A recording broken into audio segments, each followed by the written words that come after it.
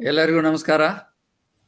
UKSL trust ವತಿಯಿಂದ ನಡೆಸಿಕೊಡ್ತಕ್ಕಂಥ webinar series 14th in a row, ಇದು 14ನೇದು ಇವತ್ತು. ಪ್ರತಿ ವಾರ ನಮ್ಮ UKSL trust members they are coming with interesting topics to share with all of us. So today is again interesting topic about cars and beyond cars ಬಗ್ಗೆ.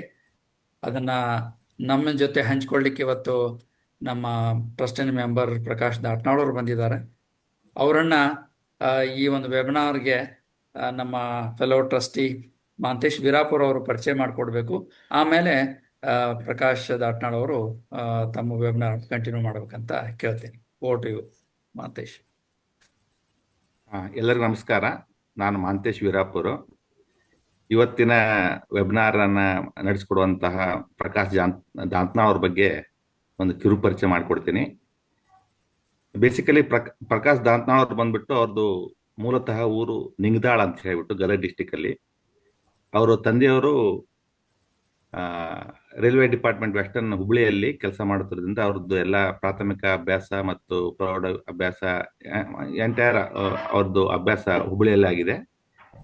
ಅವರು ಮೊದಲು diploma in automobile engineering KHB ಕಬ್ಬೂರಲ್ಲಿ ಮಾಡಿದರು. ತದನಂತರ ಅವರು engineering in mechanical Tontadarya college of engineering and technology ಗದಗಿಂದ ಮುಗಿಸ್ಬಿಟ್ಟು ಅವರು 2001ರಿಂದ ತಮ್ಮ ವೃತ್ತಿಯನ್ನ ಆರಂಭಿಸಿದರು. ಅವರ ಮೊದಲನೇ ವೃತ್ತಿ ಹುಬ್ಬಳ್ಳಿಯಲ್ಲಿಂದ ಸ್ಟಾರ್ಟ್ ಮಾಡಿ ಮೈಕ್ರೋ ಫಿನಿಶ್ ಅಂತ ಒಂದು ಕಂಪ್ನಿಯಲ್ಲಿ ಪ್ಲಾನಿಂಗ್ ಅಂಡ್ ಪರ್ಚೇಸಿಂಗ್ ಡಿಪಾರ್ಟ್ಮೆಂಟ್ ಅಲ್ಲಿ ಇದ್ರು. ತದನಂತರ ಅವರು ನಾವೆಲ್ಲ ಹೆಂಗೆ ಬೆಂಗಳೂರಿಗೆ ಬಂದ್ರು. ಫಸ್ಟ್ ಬೆಂಗಳೂರಿಗೆ ಬಂದಾಗ ಅವ್ರದ್ದು 4S ಎಂಜಿನಿಯರಿಂಗ್ ಅಂತ ಹೇಳಿ ಒಂದು ಕಂಪನಿ, ಅಲ್ಲಿನೂ ಅವ್ರು ಪ್ಲಾನಿಂಗ್ ಅಂಡ್ ಮತ್ತು ಪರ್ಚೇಸ್ ಡಿಪಾರ್ಟ್ಮೆಂಟ್ ಅಲ್ಲಿ ಇತ್ತು. ಯಾಕಂದ್ರೆ ಮೊದಲಿನ ಎಕ್ಸ್ಪೀರಿಯನ್ಸ್ ಪ್ರಕಾರ ಅವರಿಗೆ ಅದರ ಪ್ರಕಾರ ಜಾಬ್ ಸಿಕ್ತು. ಬಟ್ ಅವ್ರದ್ದು ಪ್ಯಾಷನ್ನು ಮತ್ತೆ ಅವ್ರದ್ದು ಇದು ಅಂತಂದ್ರೆ he want to become a design engineer in mechanical field. ಅವ್ರು ಬೆಂಗಳೂರಲ್ಲಿ ಬಂದು ಜಾಬ್ ಮಾಡ್ತಾನೆ ಒಂದು ಬೇರೆ ಬೇರೆ ಆದಂತಹ ಒಂದು ಕೋರ್ಸ್ಗಳನ್ನ ಮಾಡಿಕೊಂಡು he has developed interest in designing field. ಅದೇ ಕಾಲದಲ್ಲಿ ಅವರಿಗೆ ಜಾನ್ ಕ್ರೇನ್ಸ್ ಅಂತ ಹೇಳಿ ಒಂದು ಕಂಪ್ನಿಯಲ್ಲಿ ಅವ್ರು ಜಾಯ್ನ್ ಆಗ್ಬಿಟ್ಟು ಅಲ್ಲಿ ಅವ್ರಿಗೆ ಬೇಸಿಕಲಿ ಡಿಸೈನಿಂಗ್ ಒಂದು ಇದರಲ್ಲಿ ಅವ್ರಿಗೆ ಇದು ಸಿಗುತ್ತೆ, ಏನು ಪ್ರಿಫರೆನ್ಸ್ ಸಿಗುತ್ತೆ. ಅದನ್ನ ಅವರು ಕಂಟಿನ್ಯೂ ಮಾಡ್ಕೊಂಡು ಹೋಗಿ, ಅಂದ್ರೆ ಇಲ್ಲಿ ಅವ್ರಿಗೆ ಆಕ್ಚುಲಿ ಅವ್ರದ್ದು ತಲೆಯಲ್ಲಿ ಏನು designing and related mechanical automobile ಇತ್ತಲ್ಲ, ಅದು ಅವ್ರಿಗೆ ಒಂದು ದಾರಿ ತೋರಿಸ್ಕೊಡುತ್ತೆ. ನೆಕ್ಸ್ಟ್ ಅವರು ಜನರಲ್ ಮೋಟರ್ ಕಂಪ್ನಿನ ಜಾಯ್ನ್ ಆಗ್ತಾರೆ. 2006ರಲ್ಲಿ ಜನರಲ್ ಮೋಟರ್ಸ್ ನ ಜಾಯ್ನ್ ಆಗ್ಬಿಟ್ಟು ಅಲ್ಲಿ ಅವರ ವೃತ್ತಿಯನ್ನ ಆರಂಭ ಮಾಡ್ತಾರೆ. ಮತ್ತೆ ಅವ್ರಿಗೆ ಇಲ್ಲಿ ಜನರಲ್ ಮೋಟರ್ಸ್ ಅಲ್ಲಿ ಕೆಲಸ ಮಾಡುವ ಮುಂದೆ ಅವ್ರಿಗೆ ಒಂದು MNC ಕಂಪ್ನಿಗಳು ಆದಂತಹ ಹೊರ ದೇಶಗಳಾದಂತಹ ಜರ್ಮನಿ ಮತ್ತೆ UK ಅಲ್ಲಿ ಅವ್ರಿಗೆ ಕ್ಲೈಂಟ್ಸ್ಗಳು ಸಿಗ್ತಾವೆ. ಈಗ ಅವ್ರಿಗೆ ಡಿಸೈನಿಂಗ್ ಫೀಲ್ಡ್ ಅಲ್ಲಿ ಒಂದು ಒಳ್ಳೆಯ ಅನುಭವ ಆಗುತ್ತೆ. ಈ ಅನುಭವನ್ನ ಅವರು ಮಾಡ್ಕೊಂತಾನೆ ಈಗ ವೃತ್ತಿಪರರಾಗಿದ್ದಾರೆ. ಬೇಸಿಕಲಿ ಈಗ ಅವ್ರು ಬೆಂಗಳೂರಲ್ಲಿ ಕೆಂಗೇರಿಯಲ್ಲಿ ನೆಲೆಸಿದ್ದಾರೆ. ಅವರು ಫಾದರು ಮತ್ತೆ ಅವ್ರ ವೈಫು ಹೌಸ್ ವೈಫು ಮತ್ತೆ ಅವರು ಇಬ್ರು ಅವ್ರಿಗೆ ಹೆಣ್ಮಕ್ಳಿದ್ದಾರೆ. ಅವರು ಆಕ್ಚುಲಿ ಈಗ ನೆಲೆಸಿರೋದು ಅವರು ನಾವು ಕೆಂಗೇರಿ ಅಂತ ಅವ್ರಿಗೆ ಮೂಲ ಒಂದು ಬೆಂಗಳೂರಲ್ಲಿ ಲೊಕೇಶನ್ ಅಂತ ಹೇಳ್ಬೋದು. ಈಗ ಅವರು ಕೊಟ್ಟಿರುವಂತಹ ಒಂದು ಟಾಪಿಕ್ನ ಅವರು ನಮಗೆ ಮುಂದುವರ್ಸ್ಕೊಂಡು ಹೋಗ್ಬೇಕಂತ ಹೇಳಿ ನಾನು ಕೇಳ್ಕೊಂತೀನಿ. Thanks Mantesh. Thanks for introducing. So over to you Prakash. Let's take it on. Thank you Prakash sir, and thank you Mantesh ಅವರೇ ನನ್ನ ಪರಿಚಯ ಮಾಡಿಕೊಟ್ಟೋದಕ್ಕೆ. ಫಸ್ಟ್ ಆಫ್ ಆಲ್ ಎಲ್ಲ UKSL ಮೆಂಬರ್ ಹಾಗೂ ಈ ಕಾರ್ಯಕ್ರಮಕ್ಕೆ ಜಾಯ್ನ್ ಆದವರು ಎಲ್ಲರಿಗೂ ನನ್ನ ಕಡೆಯಿಂದ ಧನ್ಯವಾದಗಳು.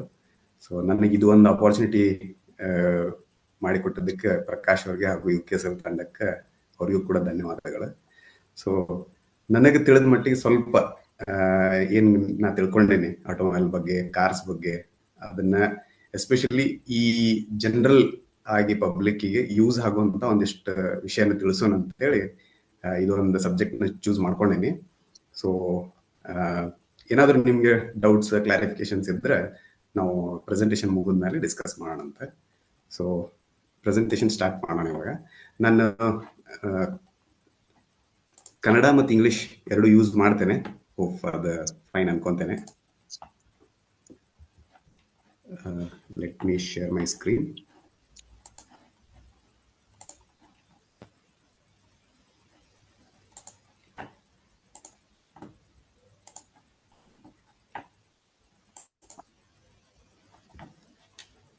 ಸ್ಕ್ರೀನ್ ಕಾಣಿಸ್ತಾ ಇದೆಯಾ?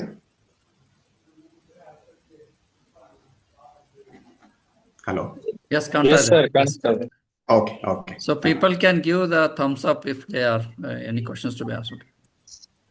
Yes, sir. ಸೊ ಇವತ್ತಿನ ಟಾಪಿಕ್ ಬಂದ್ಬಿಟ್ಟು ಕಾರ್ಸ್ ಮತ್ತೆ ಬಿಯಾಂಡ್ ಅಂತ. ಸೊ ಬಿಯಾಂಡ್ ಬಗ್ಗೆ ಜಾಸ್ತಿ ಹೋಗಿಂತ ಕಾರ್ಸ್ ಬಗ್ಗೆ ಜಾಸ್ತಿ ಫೋಕಸ್ ಮಾಡ್ತಾ ಇದ್ದೇನೆ. ಸೊ ಫಸ್ಟ್ ಕಾರ್ ಅಂದ ತಕ್ಷಣ it's an automobile. What is automobile ಅಂತ ಒಂದು ಕ್ವಶನ್ ಬರುತ್ತೆ. So automobile means auto, it's a two words, auto and mobile. Auto means self driven, self. Mobile means it's a moving. So anything which moves by itself is called automobile. So automobile why we need antandre to transport from one point to other point, whether it's humans or goods or anything. Adu one main purpose. Plus nowadays comfort, faster travel, convenience, idella reason ಗೆ ನಾವು automobile na depend ಆಗಿದ್ದೇವೆ. So ಅದರಲ್ಲಿ cars, trucks, buses, motor cycles, ಸುಮಾರು varieties ಎಲ್ಲ ಬರ್ತವೆ. So next background of automobile. ಯಾಕೆ ಬಂತಪ್ಪ automobile ಅಂದ್ರೆ, ನಮ್ಗೆಲ್ಲ ಗೊತ್ತಿದ್ದಂಗೆ ಮನುಷ್ಯ ಅವ್ರ ಹತ್ರ ಏನಿರುತ್ತೆ ಅದಕ್ಕಿಂತ ಹೆಚ್ಚಿನ ಇನ್ನೂ ಏನಾದ್ರು ಮಾಡಬೇಕು, ಇನ್ನೂ ಏನಾದ್ರು ಇನ್ವೆನ್ಷನ್ ಮಾಡಬೇಕು, ಇನ್ನೂ ಫಾಸ್ಟ್ ಆಗಬೇಕು ಅನ್ನೋ ಒಂದು ಕುತೂಹಲ, ಹಂಬಲದಿಂದ ಈ keep on trying new things, inventing new things. ಆ ಥರ ಮಾಡ್ತಾ ಮಾಡ್ತಾ ಇನಿಷಿಯಲಿ ಮನುಷ್ಯ ಏನ್ ಮಾಡ್ತಾ ಕಾಲ್ನಡಿಗೆಯಿಂದ ಹೋಗ್ತಾ ಇದ್ದ. ಆಮೇಲೆ ಅನಿಮಲ್ಸ್ ಯೂಸ್ ಮಾಡಕ್ ಸ್ಟಾರ್ಟ್ ಮಾಡಿದ್ರೆ, ಆಮೇಲೆ ಚಕ್ಡಿ ಗಾಡಿ, ಬುಲ್ಲಕ್ ಕಾರ್ಟ್ಸ್, ಈ ತರ ಎಲ್ಲ ಮಾಡ್ತಾ so they have come to position where we need something faster ಅಂತ ಹೇಳ್ಬಿಟ್ಟು automobile is one of the prominent invention of the humankind, wherein entire world is heavily dependent in this. So ಅದರಲ್ಲಿ ಸುಮಾರು changes ಆಯ್ತು, ಇನ್ವೆನ್ಷನ್ಸ್ ಆಯ್ತು. So that we will just quickly look into that. So ಈ automobile how it has grown. So initially external combustion engines ಅಂತ ಇರ್ತಿತ್ತು. Locomotives ಎಲ್ಲ, ನಮ್ಮ ಟ್ರೈನ್ಸ್ ಎಲ್ಲ ಏನಂದ್ರೆ ಅವೆಲ್ಲ external combustion engines. External combustion engine ಅಂದ್ರೆ ಸ್ವಲ್ಪ ತುಂಬಾ ಹೆವಿ ಇರುತ್ತೆ, ಇಂಜಿನ್ ತುಂಬಾ ದೊಡ್ಡದಾಗಿರುತ್ತೆ. ಅದನ್ನ ಇಂಥ ಒಂದು ಸಣ್ಣ ವೆಹಿಕಲ್ ನ ಮೊಬೈಲ್ ತರ ಮಾಡೋದಂದ್ರೆ ತುಂಬಾ ಕಷ್ಟ. ಸೊ ಅದಕ್ಕೆ ಐಸಿ ಇಂಜಿನ್ಸ್ ಅಂತ ಇನ್ವೆನ್ಷನ್ ಮಾಡಿದ್ರು. ಆ ಐಸಿ ಇಂಜಿನ್ಸ್ ನ ಯೂಸ್ ಮಾಡಿಕೊಂಡು, which is very compact and easily movable. So ಅದನ್ನ ಯೂಸ್ ಮಾಡಿ ಮಾಸ್ ಪ್ರೊಡಕ್ಷನ್ ಕಾನ್ಸೆಪ್ಟ್ ತಂದ ಮೇಲೆ ಈ ಆಟೋಮೊಬೈಲ್ ಅಲ್ಲಿ ಹೆವಿ ಡೆವಲಪ್ಮೆಂಟ್ ಆಗಿ ಸ್ಟಾರ್ಟ್ ಆಯ್ತು. ಅಲ್ಲಿವರೆಗೆ it was very slow. Okay. So next ಹಂಗೆ ಇನ್ವೆನ್ಷನ್ ಮಾಡ್ತಾ ಮಾಡ್ತಾ ಇವಾಗ next smart vehicles, electric vehicles ಹಿಂಗೆ ಇನ್ನು ಡೆವಲಪ್ಮೆಂಟ್ ಆಗ್ತಾ ಇದೆ. ಓಕೆ. ಸೊ ಇದು ಜನರಿಕ್ ಆಗಿ ಹೇಳಿದೆ. Coming to Indian automotive industry ಅಂತಂದ್ರೆ, ಸೊ ನಮ್ಗೆಲ್ಲ ಗೊತ್ತಿದ್ದಂಗೆ ನಾವು we were under British colonial. So ಆ ಟೈಮಲ್ಲಿ ಫಸ್ಟ್ ನಮ್ಗೆ ವೆಹಿಕಲ್ ನ ಇಂಟ್ರೊಡ್ಯೂಸ್ ಮಾಡಿದ್ರು ಅಂದ್ರೆ ಬ್ರಿಟಿಷರ್ಸ್. ಅವ್ರು ಏನ್ ಮಾಡ್ತಾ ಇದ್ರು ಅಂದ್ರೆ ಇನ್ನು 1880s ಅಲ್ಲೆಲ್ಲ ಸೊ ಬೇರೆ ಕಂಟ್ರಿಯಿಂದ ಪಾರ್ಟ್ಸ್ ನೆಲ್ಲ ಇಂಡಿಯಾದಲ್ಲಿ ತಂದ್ಬಿಟ್ಟು, ಲಕ್ಸುರಿಯಸ್ ವೆಹಿಕಲ್ ನ ತಂದ್ಬಿಟ್ಟು ಇಲ್ಲಿ ಅಸೆಂಬಲ್ ಮಾಡಿ ಅವ್ರು ತಮ್ಮ ಪರ್ಪಸ್ಗೆ ಯೂಸ್ ಮಾಡ್ತಾ ಇದ್ರು. ಸೊ ಆಲ್ಮೋಸ್ಟ್ 1940s ವರೆಗೆ ಇದೇ ತರ ನಡೀತಾ ಇತ್ತು. 1940s ಅಲ್ಲಿ ಏನಾಯ್ತು ಅಂತಂದ್ರೆ, ಇಂಡಿಯಾದಲ್ಲಿನೂ ಇನ್ನು ಇದನ್ನ ಪ್ರೊಡಕ್ಷನ್, ಮ್ಯಾನುಫ್ಯಾಕ್ಚರಿಂಗ್ ಎಲ್ಲ ಸ್ಟಾರ್ಟ್ ಮಾಡ್ಬೇಕಂತ ಥಾಟ್ ಪ್ರೊಸೆಸ್ ಸ್ಟಾರ್ಟ್ ಆಯ್ತು. Then slowly full vehicle manufacturing start ಆಗ್ಲಿಲ್ಲ. Initially certain components of the vehicle ಅದನ್ನೆಲ್ಲ ರೆಡಿ ಮಾಡಕ್ ಸ್ಟಾರ್ಟ್ ಮಾಡಿದ್ರು. ದೆನ್ ಡ್ಯೂರಿಂಗ್ 1945 ಆ ಟೈಮಲ್ಲಿ 42 ನಲ್ಲಿ ಫಸ್ಟ್ ಇಂಡಿಯನ್ ಕಂಪ್ನಿ ಅಂತಂದ್ರೆ ನಮ್ದು Hindustan motors. Hindustan motors is the first company which is established in India by Birla group. ಅವ್ರೇನ್ ಮಾಡಿದ್ರು, ಈ ಮೋರಿಸ್ ಅಂತ ಇವಾಗ MG ಮೋಟರ್ಸ್ ಅಂತ ಇದೆಲ್ಲ, ಅದು ಮುಂಚೆ ಮೋರಿಸ್ ಅಂತ ಇರ್ತಿತ್ತು.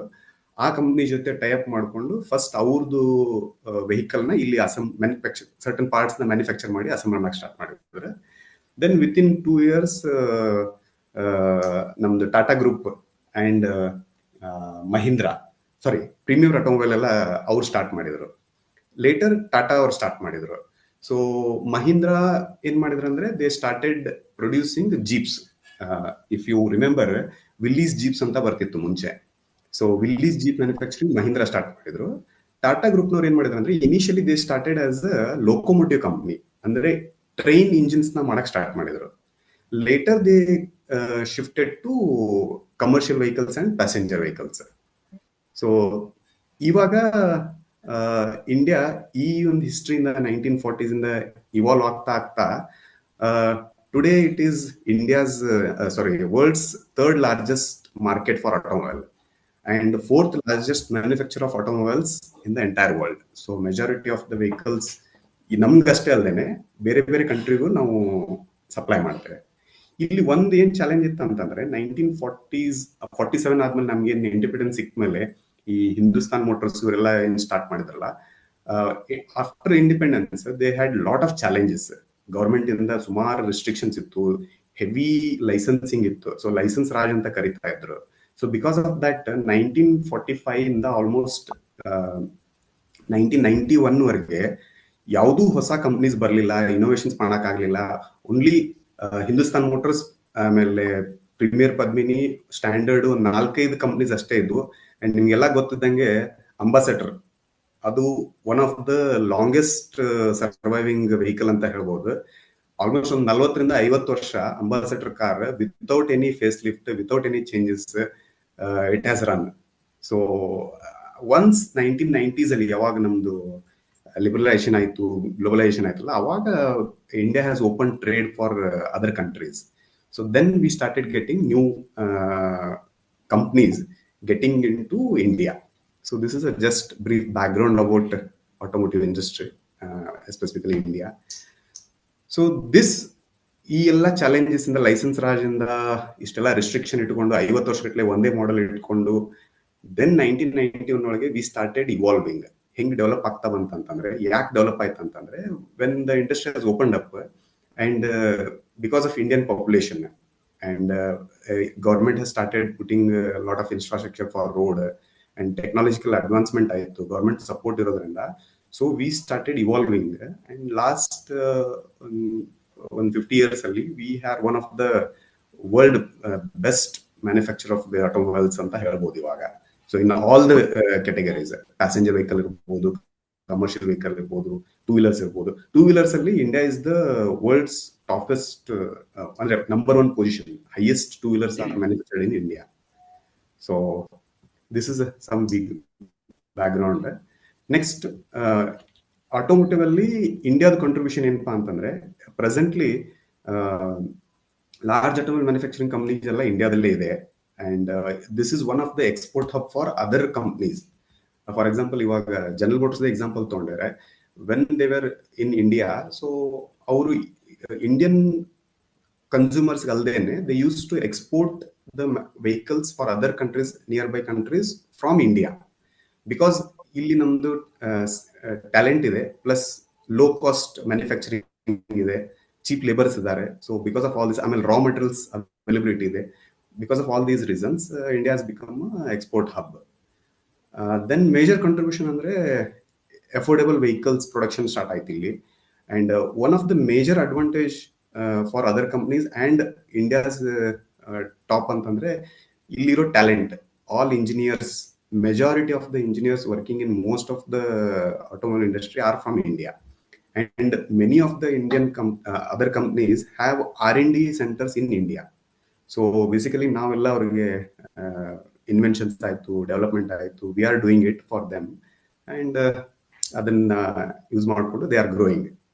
So particularly ಇಂಡಿಯಾದೇ ಕಂಪ್ನಿ ಅದನ್ನ ಯೂಸ್ ಮಾಡ್ಕೊಳ್ಳೋದಂದ್ರೆ Tata Motors. So Tata Motors has developed Tata Nano. So ನಮಗೆಲ್ಲ ಗೊತ್ತಿದ್ದಂಗೆ it's the world's cheapest car. So nobody has believed that car can be made in 1 lakh rupees or 1.5 lakh rupees. So when this statement was made, many people laughed, but we proved that it is possible. So of course it may not have succeeded, ಯಾಕಂದ್ರೆ by the time it is launched, the Indian public buying power has increased.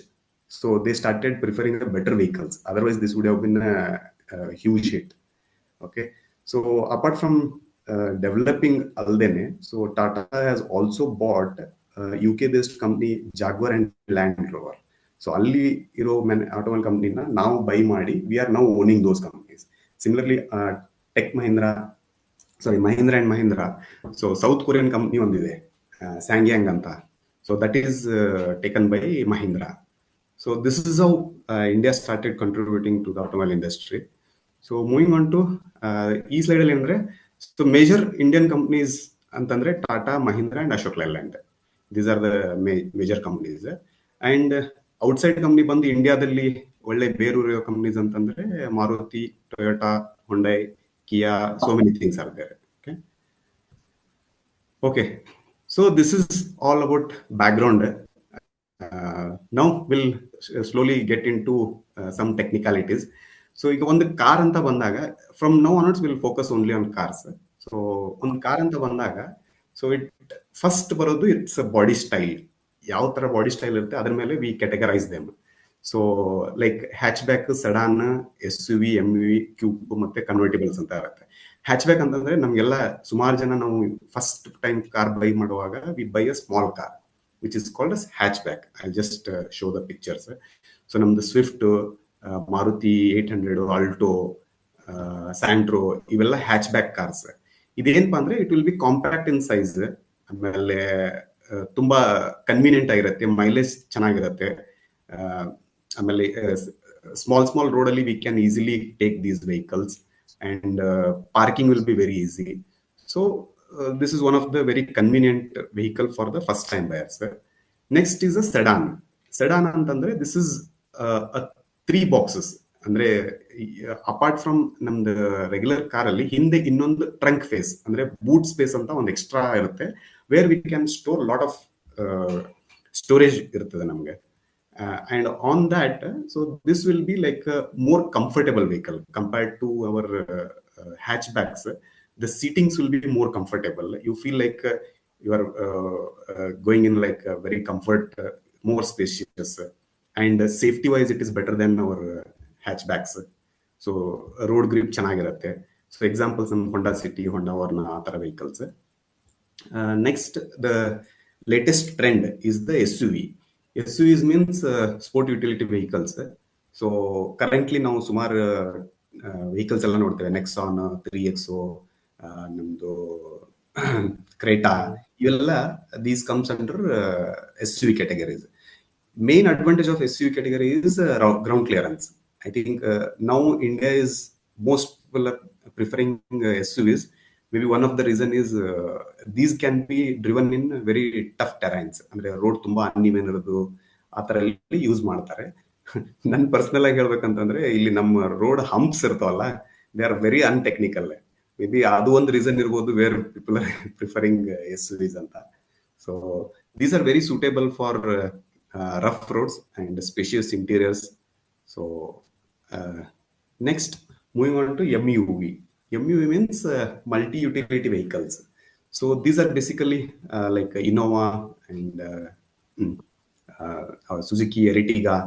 These comes under multi-utility vehicles. Illi seating capacity will be more spacious, and these are best suitable for long drives. So idu ondide.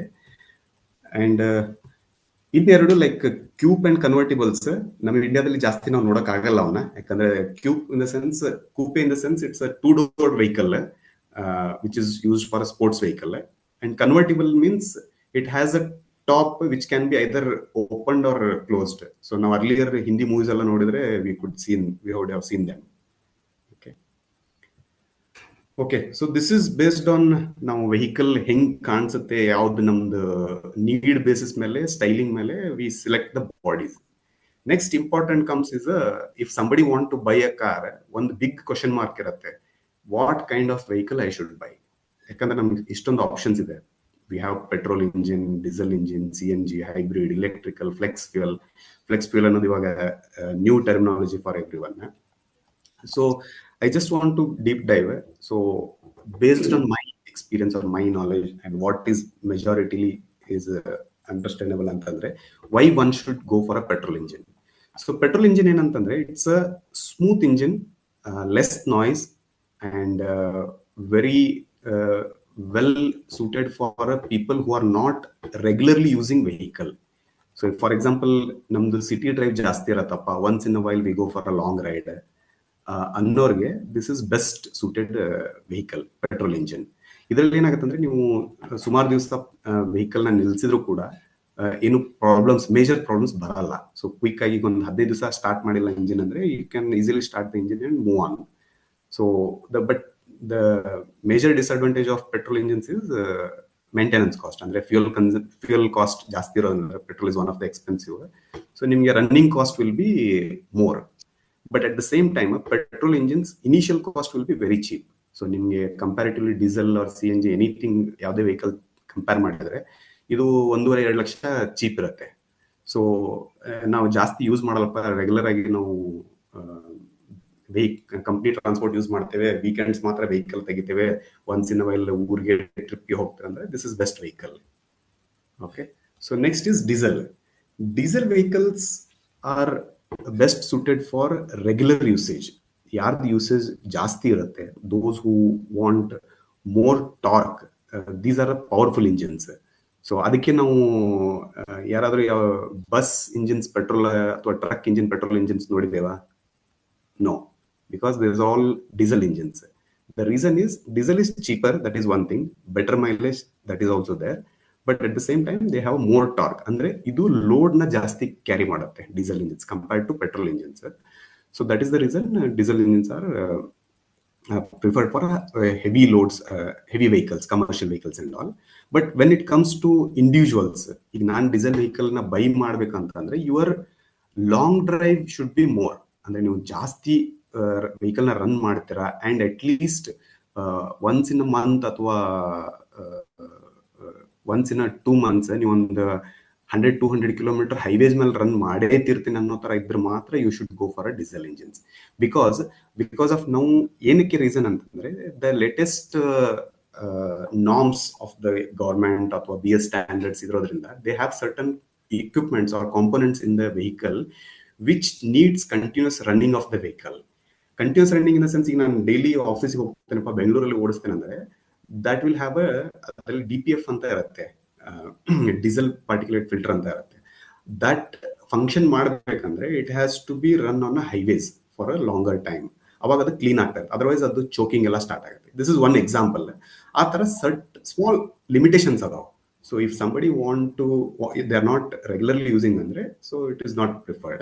Illappa nan daily use ಮಾಡ್ತೀನಿ ಅಥವಾ once in a week we are running the vehicle more than 50 kilometers highways ಮೇಲೆ ಹೋಗ್ತೀವಿ ಅಂದ್ರೆ diesel engine is the best vehicle. ಯಾಕಂದ್ರೆ better mileage ಇರುತ್ತೆ, torque ಇರುತ್ತೆ, and compared to petrol engine, diesel engine the maintenance will be little higher. It is expensive, little expensive. ಯಾಕಂದ್ರೆ ಇದರಲ್ಲಿ components ಎಲ್ಲ ಸ್ವಲ್ಪ ಜಾಸ್ತಿ ಇರ್ತದೆ compared to petrol engines.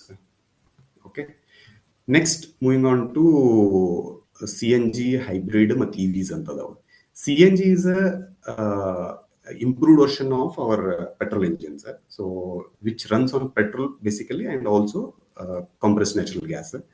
So ಇದರಲ್ಲಿ ಏನಂತಂದ್ರೆ it has also very good advantages like it's a combination of both diesel and petrol ಅಂತ ಹೇಳ್ಬೋದು.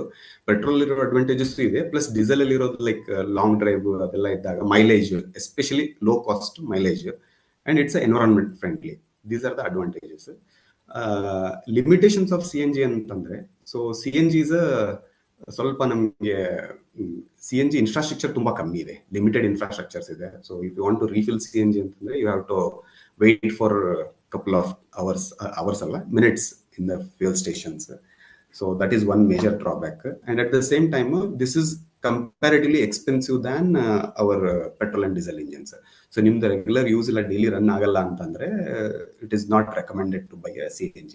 But especially taxis alla they prefer CNG because they regularly run and it will be economical for them. Next is hybrid. Hybrid is which uses both combination of fuel as well as battery. ಇದೊಂಥರ electric as well as fuel use ಮಾಡ್ತದೆ. So ಇಲ್ಲಿ the advantage of this is ನೀವು ಸಿಟಿನಲ್ಲಿ drive ಮಾಡುವಾಗ electrical power use ಮಾಡುತ್ತೆ, which is very cheap compared to any other fuels. And highways ಅಲ್ಲಿ ಹೋಗುವಾಗ it uses fuel. So you have a dual advantage. So but one challenge here is since we have on board both engine as well as a heavy battery system, electrical system, the cost of the vehicle will be very high. But somebody is least bothered about pricing, initial cost. This is the best option to choose for. Okay. Next is electrical vehicles.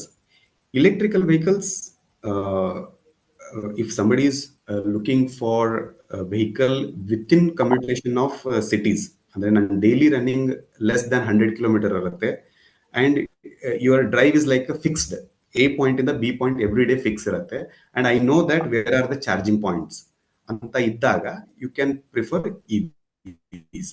ಯಾಕಂದ್ರೆ EVs ಅಲ್ಲಿ major drawback ಅಂದ್ರೆ it has a limitation of running on the electric power stored within the vehicle. So ಅದು ಒಂದು reason. And ನಿಮ್ಗೆ long route ಅದೆಲ್ಲ ಹೋಗ್ಬೇಕಂದ್ರೆ ಅಲ್ಲಿ in case ನಿಮ್ಗೆ ಚಾರ್ಜಿಂಗ್ ಸ್ಟೇಷನ್ಸ್ ಇಲ್ಲ ಅಂದ್ರೆ ಕಷ್ಟ ಆಗುತ್ತೆ. Before you plan the trip you should know where and all charging points are there, and when you go there, if it is free or not, it's working or not, those all challenges will be there. So EVs infrastructure improve ಆಗ್ತಾ ಇದೆ, and vehicles are coming with a very good range nowadays, more than 300 kilometer and all, but still there is a question mark. ಈಗ sudden ಆಗಿ ನಾನು ಹುಬ್ಳಿಗೆ ಹೋಗ್ತಾ ಇದ್ದೆಪ್ಪ, on the way ಇಲ್ಲ ಏನೋ mind change ಆಯ್ತು, ನಾನು ವಾಯಾ ಗದಗ ಮೇಲೆ ಬೇರೆ ರೂಟ್ ತಗೊಂಡು ಹೋಗ್ತೀನಿ ಅಂತ ಡಿಸೈಡ್ ಮಾಡಿ ಹೋಗಕ್ಕಾಗಲ್ಲ. Petrol, diesel, any other things you can easily deviate your route because we get petrol and diesel everywhere. But EV andre you should plan it very well. And at the same time, coming to resale, so we Indians always think of resale.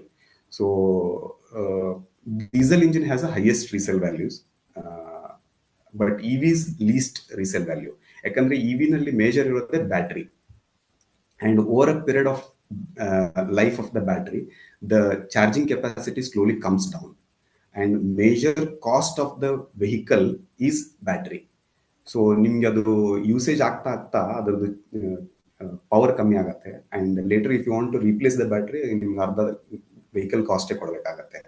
So that is where, so if somebody is preferring second vehicle, ಅವ್ರ ಹತ್ರ ಒಂದು already petrol ಅಥವಾ diesel vehicle ಇದೆ ಅಂತಂದ್ರೆ ಇನ್ನೊಂದು ಬೇಕಪ್ಪ ನಂಗೆ ಸಿಟಿನಲ್ಲಿ ಓಡಾಡ್ಲಿಕ್ಕೆ ಅಂದ್ರೆ EV is the best option. Okay, so I hope this has given some insights which kind of fuel we have to select ಅಂತ. ಇವಾಗ ನೆಕ್ಸ್ಟ್ ಇನ್ನೊಂದು ಬರ್ತಾ ಇದೆ ಫ್ಲೆಕ್ಸ್ ಫ್ಯೂಯಲ್ ಅಂತ. Flex fuel means it is flexible with petrol and ethanol. So ಇವಾಗ ನಾವೆಲ್ಲ ಕೇಳ್ತಾ ಇದ್ದೇವೆ E10, E20 ಅಂತೆಲ್ಲ ಕೇಳ್ತಾ ಇದ್ದೇವೆ. ನಾವು government is planning to have E85 or E100 ಅಂತ. E100 is practically not possible, 100% ethanol ಮಾಡಕ್ ಆಗಲ್ಲ because of some technical reasons. So E85 is the ideal one. ಅಂದ್ರೆ ಏನಾಗತ್ತೆ ಅಂದ್ರೆ ಇಲ್ಲಿ ಬರೀ 15% ಪೆಟ್ರೋಲ್ ಇರುತ್ತೆ, 85% ಎಥನಾಲ್ ಇರುತ್ತೆ. ಸೊ ಎಥನಾಲ್ ಯಾಕೆ ಪ್ರಿಫರ್ ಮಾಡ್ತಾ ಇದೆ ಗವರ್ಮೆಂಟ್ ಅಂತಂದ್ರೆ ethanol is it is we are developing it or manufacturing it within India, and ನಿಮಗೆಲ್ಲ ಗೊತ್ತಿರಂಗೆ ethanol is a byproduct of sugar cane. Okay, so that is where government is pushing for adding ethanol to the petrols.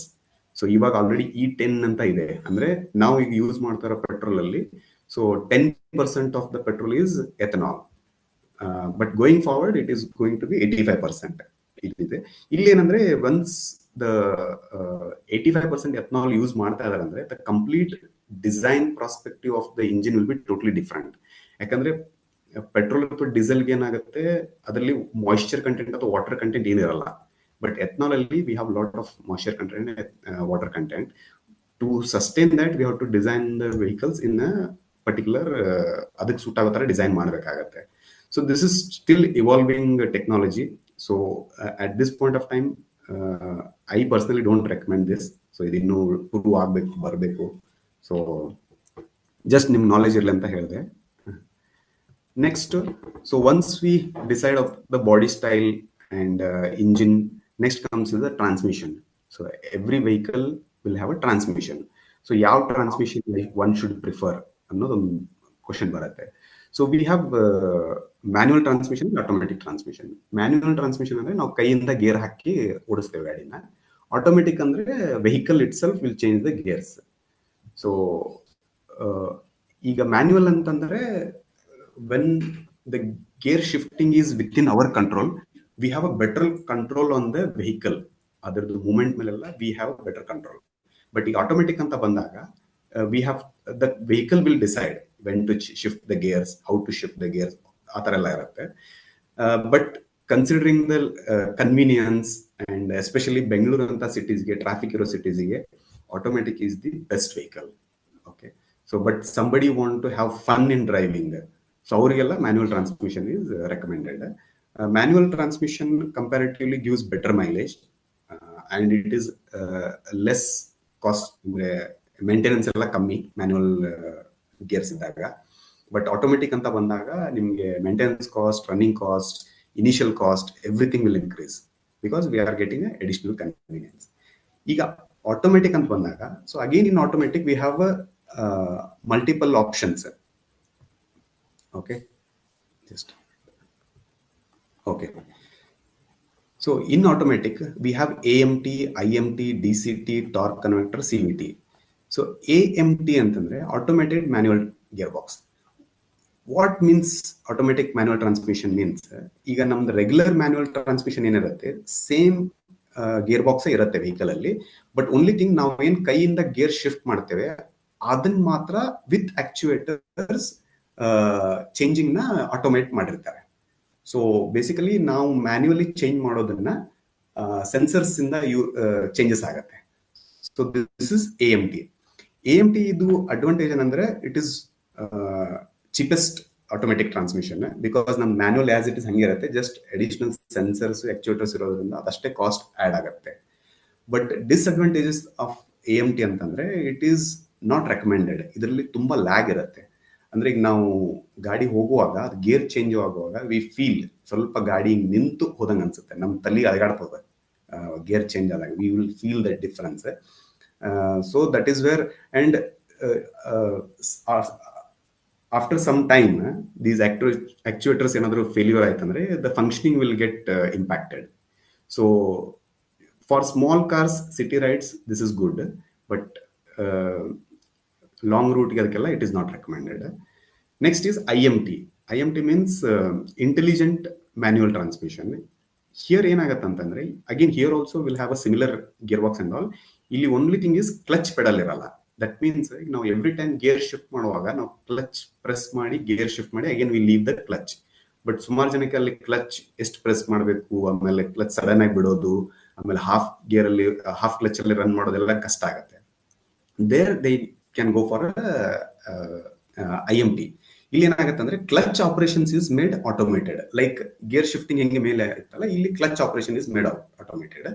ಅದು ಬಿಟ್ರೆ clutch ಒಂದು ಮಾತ್ರ ನಾವು manually ಮಾಡಲ್ಲ, but remaining all will remain same.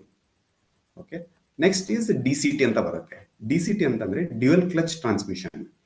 This is one of the best transmission for high performance vehicles. ಇಲ್ಲಿ ಏನಾಗುತ್ತೆ ಅಂತಂದ್ರೆ, ಈಗ ನಾವು every time if somebody knows ಹೆಂಗ್ ವರ್ಕ್ ಆಗತ್ತೆ ಅಂದಾಗ ನಾವು ಗೇರ್ ಶಿಫ್ಟ್ ಮಾಡುವಾಗ ನಾವು ಫಸ್ಟ್ ಏನ್ ಮಾಡ್ತೇವೆ, ಕ್ಲಚ್ ಪ್ರೆಸ್ ಮಾಡಿ ಗೇರ್ ಲಿವರ್ ನ ಮೂವ್ ಮಾಡಿ ಮತ್ತೆ ಕ್ಲಚ್ ಬಿಡ್ತೀವಿ.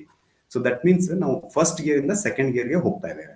ಅದೇ ತರ ಮತ್ತೆ ಸೆಕೆಂಡ್ ಇಂದ ಥರ್ಡ್ ಹೋಗ್ಲಿ ಅಥವಾ ಸೆಕೆಂಡ್ ಇಂದ ಫಸ್ಟ್ ಬಂದಾಗಲೂ every time we operate the clutch. So usually ಎಲ್ಲಾ ವೆಹಿಕಲ್ ಅಲ್ಲಿ ಒಂದು ಕ್ಲಚ್ ಇರುತ್ತೆ. So that will help us to shifting the gears. ಅಂದ್ರೆ ಆ ಪರ್ಟಿಕ್ಯುಲರ್ ಮೂಮೆಂಟ್ ಅಲ್ಲಿ ಆ ವೆಹಿಕಲ್ ಮತ್ತೆ ಇಂಜಿನ್ ನ ಡಿಸ್ಕನೆಕ್ಟ್ ಆಗಿರುತ್ತೆ. ಡಿಸ್ಕನೆಕ್ಟ್ ಮಾಡಿ ನಾವು ಗೇರ್ ಚೇಂಜ್ ಮಾಡಿ again V connect with the vehicle ಅಂದ್ರೆ ಇಂಜಿನ್. ಈ DCT ನಲ್ಲಿ ಏನಾಗುತ್ತೆ ಅಂದ್ರೆ ಎರಡು ಕ್ಲಚ್ಗಳು ಇರ್ತವೆ. ಸೊ ಒಂದು ಈವನ್ ನಂಬರ್ ಕ್ಲಚ್ ಗೇರ್ಸ್ಗೆ, ಇನ್ನೊಂದು ಆಡ್ ನಂಬರ್ ಗೇರ್ಸ್ ಇರ್ತದೆ. ಸೊ ನಾವು ಈಗ ಸೆಕೆಂಡ್ ಗೇರ್ ಅಲ್ಲಿ ಹೋಗುವಾಗ ಇನ್ನೊಂದು ಫಸ್ಟ್ ಮತ್ತೆ ಥರ್ಡ್ ನ ಎಂಗೇಜ್ ಮಾಡಿಟ್ಟಿರುತ್ತೆ. Depending on your vehicle requirement, suddenly it will either go to 1 or 3.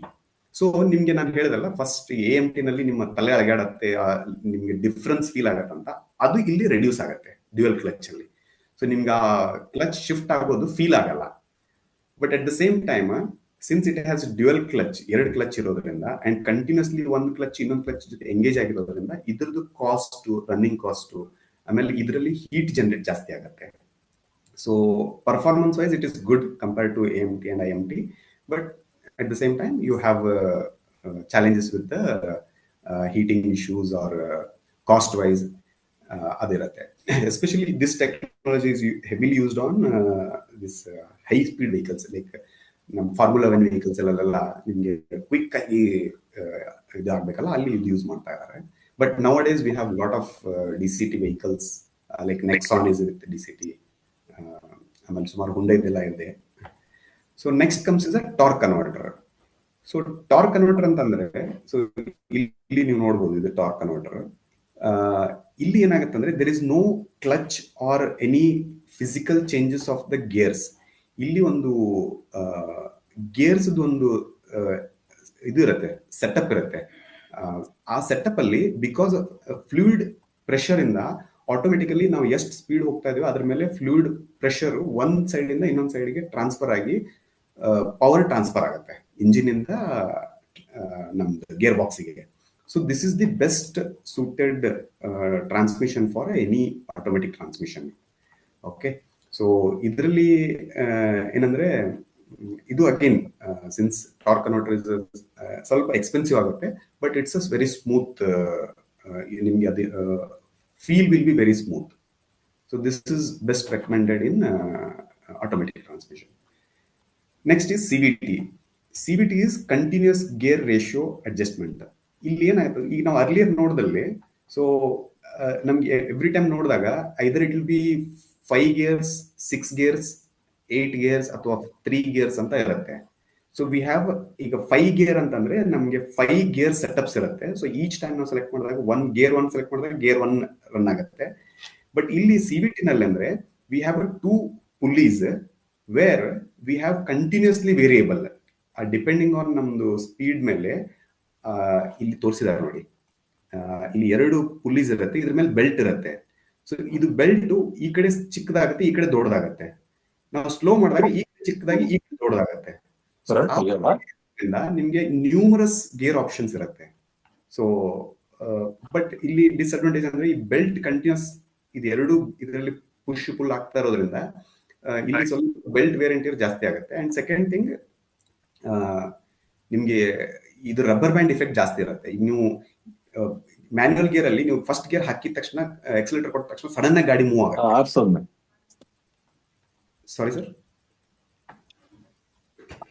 Okay, I think there is a crosstalk. ನೀವು ಎಕ್ಸಲೇಟರ್ ಕೊಟ್ಟ ತಕ್ಷಣ ಗಾಡಿ ಫಸ್ಟ್ ರೈಸ್ ಆಗುತ್ತೆ, ಆಮೇಲೆ ನಿಮಗೆ ಸ್ಪೀಡ್ ಸಿಗುತ್ತೆ. ಗೀಸರ್ ಆನ್ ಇತ್ತು. ಯಾರು ಕಾಂಟ್ರಿಬ್ಯೂಟ್ ಮಾಡ್ತಾ ಇಲ್ಲ, ಅವರು ಮ್ಯೂಟ್ ಅಲ್ಲಿ ಹೋಗ್ರಿ. ಜವಳಗಿ ಮ್ಯೂಟ್ ಆಗ್ರಿ, Basavaraj Javalagi please. Okay, so this is all about transmissions. Next to BS standards. Just ಈಗ we all know that Bharat stage ಅಂತಂದ್ರೆ, ಸೊ ಆಲ್ ದ ವೆಹಿಕಲ್ಸ್ ಗೆ ರಿಸ್ಟ್ರಿಕ್ಷನ್ಸ್ ಮಾಡಿದೆ ಗವರ್ಮೆಂಟ್. ಏನಂದ್ರೆ BS1 ಅಂತಂದ್ರೆ ನಮ್ದು ಎಮಿಷನ್ ಇನಿಷಿಯಲಿ ಏನು ಕಂಟ್ರೋಲ್ ಇರಲಿಲ್ಲ. ಬಟ್ ನೌ ವಿ ಹ್ಯಾವ್ ಎಷ್ಟು ಒಂದು ವೆಹಿಕಲ್ ಎಷ್ಟು ಎಮಿಷನ್ಸ್ ಮಾಡ್ಬೋದು ಅಂದ್ರೆ, ಎವ್ರಿ ಟೈಮ್ ಎಕ್ಸಾಸ್ಟ್ ಇಂದ ಗ್ಯಾಸ್ ಬಂದಾಗ ಆ ವೆಹಿಕಲ್ ಇಂದ ಕಾರ್ಬನ್ ಮೊನಾಕ್ಸೈಡ್, ಆಮೇಲೆ nitrogen oxide, hydrocarbons, particulate matters ಇದೆಲ್ಲ ಬರುತ್ತೆ. This which are very harmful for the environment and also humans. So ಇದನ್ನ ರಿಸ್ಟ್ರಿಕ್ಟ್ ಮಾಡ್ಲಿಕ್ಕೆ there is a standards. So BS4 ಅಂತಂದ್ರೆ ಇಷ್ಟೇ percentage of these things should go out from the vehicle ಅಂತ restrictions ಇರುತ್ತೆ. So India is now adapted BS4 ಇಂದ direct BS6 ಹೋಗಿದ್ದಾರೆ. So ಅಲ್ಲಿ ಸುಮಾರು ಚಾಲೆಂಜ್ ಏನ್ ಬರುತ್ತೆ ಅಂದ್ರೆ, ನಾವು ಇದನ್ನೆಲ್ಲ ಕಂಟ್ರೋಲ್ ಮಾಡೋಕಂದ್ರೆ ಇಂಜಿನ್ ಅಲ್ಲಿ ಸುಮಾರು new technologies has to be implemented, new components has to be implemented, but it is very good for the environment. So limited pollution will be there. Okay, so this is about BS standards. Next is it just nan BS1 andre eno adella details hakidene, which I already explained. Moving on to next is a NCAP rating. So ಈಗ ನಾವು ಸುಮಾರು ಕೇಳ್ತಾ ಇರ್ತೇವೆ 5 star rated, ಇಲ್ಲ ಇದು ಒಂದು vehicle launch ಆಗಿದೆ 5 star rated ಇದೆ, ಇಟ್ಸ್ ವೆರಿ ಗುಡ್ ಅಂತ. ವಾಟ್ ಎಕ್ಸಾಕ್ಟ್ಲಿ ಇಟ್ ಇಸ್ ಅಂತಂದ್ರೆ, ಸೊ NCAP ಅಂದ್ರೆ new car assessment programme. So ಇಲ್ಲಿ ಏನಾಗುತ್ತೆ ಅಂದ್ರೆ, 1 ಸ್ಟಾರ್ ಅಂತಂದ್ರೆ overall safety is okay ಅಂದಂಗೆ. 2 ಸ್ಟಾರ್ ಇತ್ತಂದ್ರೆ overall safety of the vehicle plus those who are adult sitting in the car are safe ಅಂದಂಗೆ. 3 star ಇದ್ರೆ ಇದು ಎರಡರ ಜೊತೆ child safety also is taken care while designing this vehicle. 4 star ಅಂತಂದ್ರೆ including all these things, pedestrians in case ಮುಂದೆ ಯಾರಾದರೂ road cross ಮಾಡುವಾಗ ನಾವು ಅವ್ರಿಗೆ ಏನಾದರೂ ಹಿಟ್ ಮಾಡಿದ್ರೆ ಅವ್ರ safety is also consider while designing the car. 5 star ಅಂತಂದ್ರೆ apart from all these things, safety assistance ಅಂದ್ರೆ ಈಗ ನಾವು ಅಡಾಸ್ ಅಂತೆಲ್ಲ ಬರುತ್ತೆ, ಲೆವೆಲ್ 2 ಅಡಾಸ್ ಅಂತ ಅಂದ್ರೆ ಅಡ್ವಾನ್ಸ್ ಡ್ರೈವರ್ ಅಸಿಸ್ಟೆಂಟ್ ಸಿಸ್ಟಮ್ ಅಂತ, ಅದೆಲ್ಲ ಇರುತ್ತೆ. So vehicle will help the driver to avoid the accidents, to slow down the speed of the vehicle or apply the brake by itself. ಈಗ sudden ಆಗಿ ಯಾರಾದ್ರೂ ಅಡ್ಡ ಬಂದ್ರೆ ನೀವು ಬ್ರೇಕ್ ಅಪ್ಲೈ ಮಾಡಿಲ್ಲ ಅಂದ್ರು ADAS will apply the brake. ಅಥವಾ ನೀವು ಅಡಾಪ್ಟಿವ್ ಕ್ರೂಸ್ ಕಂಟ್ರೋಲ್ ಅಂತ ಇತ್ತು ಅಂತಂದ್ರೆ, ಈಗ ಮುಂದೆ ಒಂದು ವೆಹಿಕಲ್ 80 ಕಿಲೋಮೀಟರ್ ಸ್ಪೀಡ್ ಹೋಗ್ತಾ ಇದೆ, ನೀವು 100 ಕಿಲೋಮೀಟರ್ ಸ್ಪೀಡ್ ಅಲ್ಲಿ ನೀವು ಅದ್ರ ಹಿಂದೆ ಹೋಗ್ತಾ ಇದ್ರೆ, it will automatically adapt the speed of the vehicle in front of you to 80. ಅವ್ನು ಅಕಸ್ಮಾತ್ ನೆಕ್ಸ್ಟ್ 100 ಕಿಲೋಮೀಟರ್ ಮಾಡಿದ್ರೆ it will automatically pick up the vehicle to 100 kilometre. So ಆ ತರ ಅಡಾಪ್ಟ್ ಮಾಡ್ಕೊಂಡು ಹೋಗ್ತಾ ಇರುತ್ತೆ. ಅವ್ರು ಬ್ರೇಕ್ ಅಪ್ಲೈ ಮಾಡಿದ್ರೆ it will also apply the brake. So that is how this star rating is come. So if somebody is planning to buy a vehicle, it is ideal to go for a 5-star rated vehicles. Okay, so this is all about automobile background, cars ಹೆಂಗ್ select ಮಾಡೋಕೆ ಅಂತ. If already have somebody already owning the cars, ಅವರಿಗೆ ಒಂದಿಷ್ಟು tips ಏನ್, what are the best practices one should follow ಅಂತಂದ್ರೆ, regular vehicle service ಮಾಡ್ತಾ ಇರಬೇಕು, tyre pressure correct ಆಗಿ ಮೇಂಟೈನ್ ಮಾಡಬೇಕು. ಇಲ್ಲಿ ಟೈರ್ ಪ್ರೆಷರ್ ಅಂದಾಗ ಇಲ್ಲೊಂದು ಇಮೇಜ್ ತೋರಿಸಿದ್ದೇನೆ. ಸೊ ಕರೆಕ್ಟ್ ಆಗಿ ಟೈರ್ ಪ್ರೆಷರ್ ರೆಕಮೆಂಡೆಡ್ ಪ್ರೆಷರ್ ಇತ್ತು ಅಂತಂದ್ರೆ ಇದು ಕಂಪ್ಲೀಟ್ ಕಾಂಟ್ಯಾಕ್ಟ್ ಇರುತ್ತೆ ರೋಡ್ ಜೊತೆ. So the wear and tear of the tyre will be even. ಈಗ ನೀವು ಜಾಸ್ತಿ ಏರ್ ಹಾಕಿದ್ರೆ ಇದು ಸೆಂಟ್ರಲ್ ಮಾತ್ರ ಟಚ್ ಆಗುತ್ತೆ, ಸೈಡ್ ಅಲ್ಲಿ ಟಚ್ ಆಗಲ್ಲ. ಅವಾಗ ನಿಮ್ ಟೈರ್ ಸೆಂಟ್ರಲ್ ಅಷ್ಟೇ ವೇರ್ ಔಟ್ ಆಗುತ್ತೆ, ಸೈಡ್ ಅಲ್ಲಿ ಬೇರೆ ಆಗಲ್ಲ. ಕಮ್ಮಿ ಪ್ರೆಷರ್ ಇಂದ ಓಡಿಸಿದ್ರೆ ಸೈಡ್ ಅಲ್ಲಿ ಟಚ್ ಆಗಿ ಸೆಂಟ್ರಲ್ ಟಚ್ ಆಗಲ್ಲ, ಸೊ ಸೈಡ್ ಅಲ್ಲಿ ಮಾತ್ರ ವೇರ್ ಅಂಡ್ ಟೇರ್ ಆಗುತ್ತೆ. ಸೊ ಅದಕ್ಕೆ we should avoid over filling or under filling of the tyres. Proper tyre pressure ಇರಬೇಕು. And tyre rotation, I don't know how many of you know. So ಏನಾಗುತ್ತೆ ಅಂದ್ರೆ ಈ vehicle ಅಲ್ಲಿ front right front left, rear right rear left ಇರುತ್ತಲ್ಲ, over a period ಆ wear and tear pattern change ಆಗುತ್ತೆ. ಅಂದ್ರೆ usually front wheels ಸ್ವಲ್ಪ ಜಾಸ್ತಿ ವೇರ್ ಆಗುತ್ತೆ, ರಿಯರ್ ವೀಲ್ಸ್ ಕಮ್ಮಿ ವೇರ್ ಆಗುತ್ತೆ when the vehicle is front wheel driven. So ನಾವೇನ್ ಮಾಡ್ಬೇಕಂದ್ರೆ ಸರ್ಟನ್ ಕಿಲೋಮೀಟರ್ಸ್ ಆದ್ಮೇಲೆ ಮುಂದೆ ಇರೋ ಟೈರ್ನ ಹಿಂದೆ ಹಾಕ್ಬೇಕು, ಹಿಂದೆ ಇರೋ ಟೈರ್ನ ಮುಂದೆ ಹಾಕ್ಬೇಕು. ಅಟ್ ದ ಸೇಮ್ ಟೈಮ್ ಅದು ಇವ್ರು ಕೊಟ್ಟಿರ್ತಾರೆ manufacturers, left should go to back right, right should come to front right ಅಂತ ಈ ತರ ಕೊಟ್ಟಿರ್ತಾರೆ. ಸೊ ಹಂಗ್ ಮಾಡೋದ್ರಿಂದ ಈ ಟೈರ್ ವೇರ್ ಅಂಡ್ ಟೈರ್ ಒಂದೇ ಕಡೆ ಆಗೋದು ಅಥವಾ ಮುಂದ್ಗಡೆ ಟೈರ್ ಜಾಸ್ತಿ ವೇರ್ ಆಗೋದು, ಹಿಂದ್ಗಡೆ ಕಮ್ಮಿ ಆಗೋದು, ಅದನ್ನ ಅವಾಯ್ಡ್ ಮಾಡ್ಬೋದು. So tyre rotation is recommended.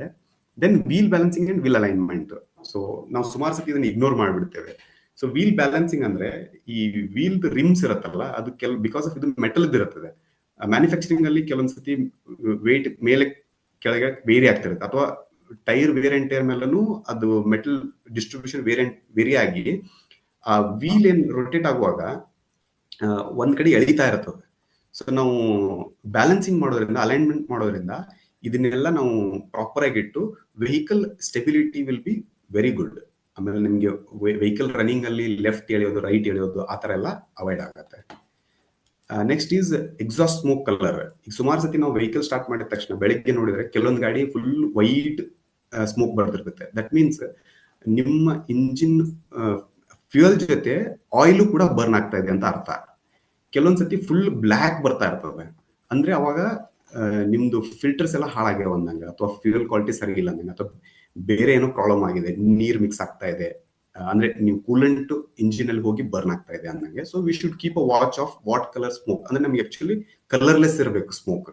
If ಯಾವ್ದಾದ್ರು ಕಲರ್ ಕಾಣಿಸ್ತಾ ಇದೆ ಅಂದ್ರೆ we should get it checking ಮಾಡಿಸ್ಕೋಬೇಕು. ಅಂಡ್ ಆಲ್ವೇಸ್ ವೆಹಿಕಲ್ ಡ್ರೈವ್ ಮಾಡುವಾಗ ಸೀಟ್ ಬೆಲ್ಟ್ ವೇರ್ ಮಾಡಬೇಕು. ಸ್ಪೀಡ್ ಲಿಮಿಟ್ಸ್ ನ ಪ್ರಾಪರ್ ಆಗಿ ಫಾಲೋ ಮಾಡಬೇಕು. Engine health, maintain engine health. ಅಂದ್ರೆ ಫಿಲ್ಟರ್ಸ್ ಇರುತ್ತೆ. ಸೊ ಈಗ ಫಿಲ್ಟರ್ಸ್ ಅಂದ್ರೆ ಇಂಜಿನ್ ಕೂಡ ಒಂದು ಮನುಷ್ಯ ಇದ್ದಂಗ.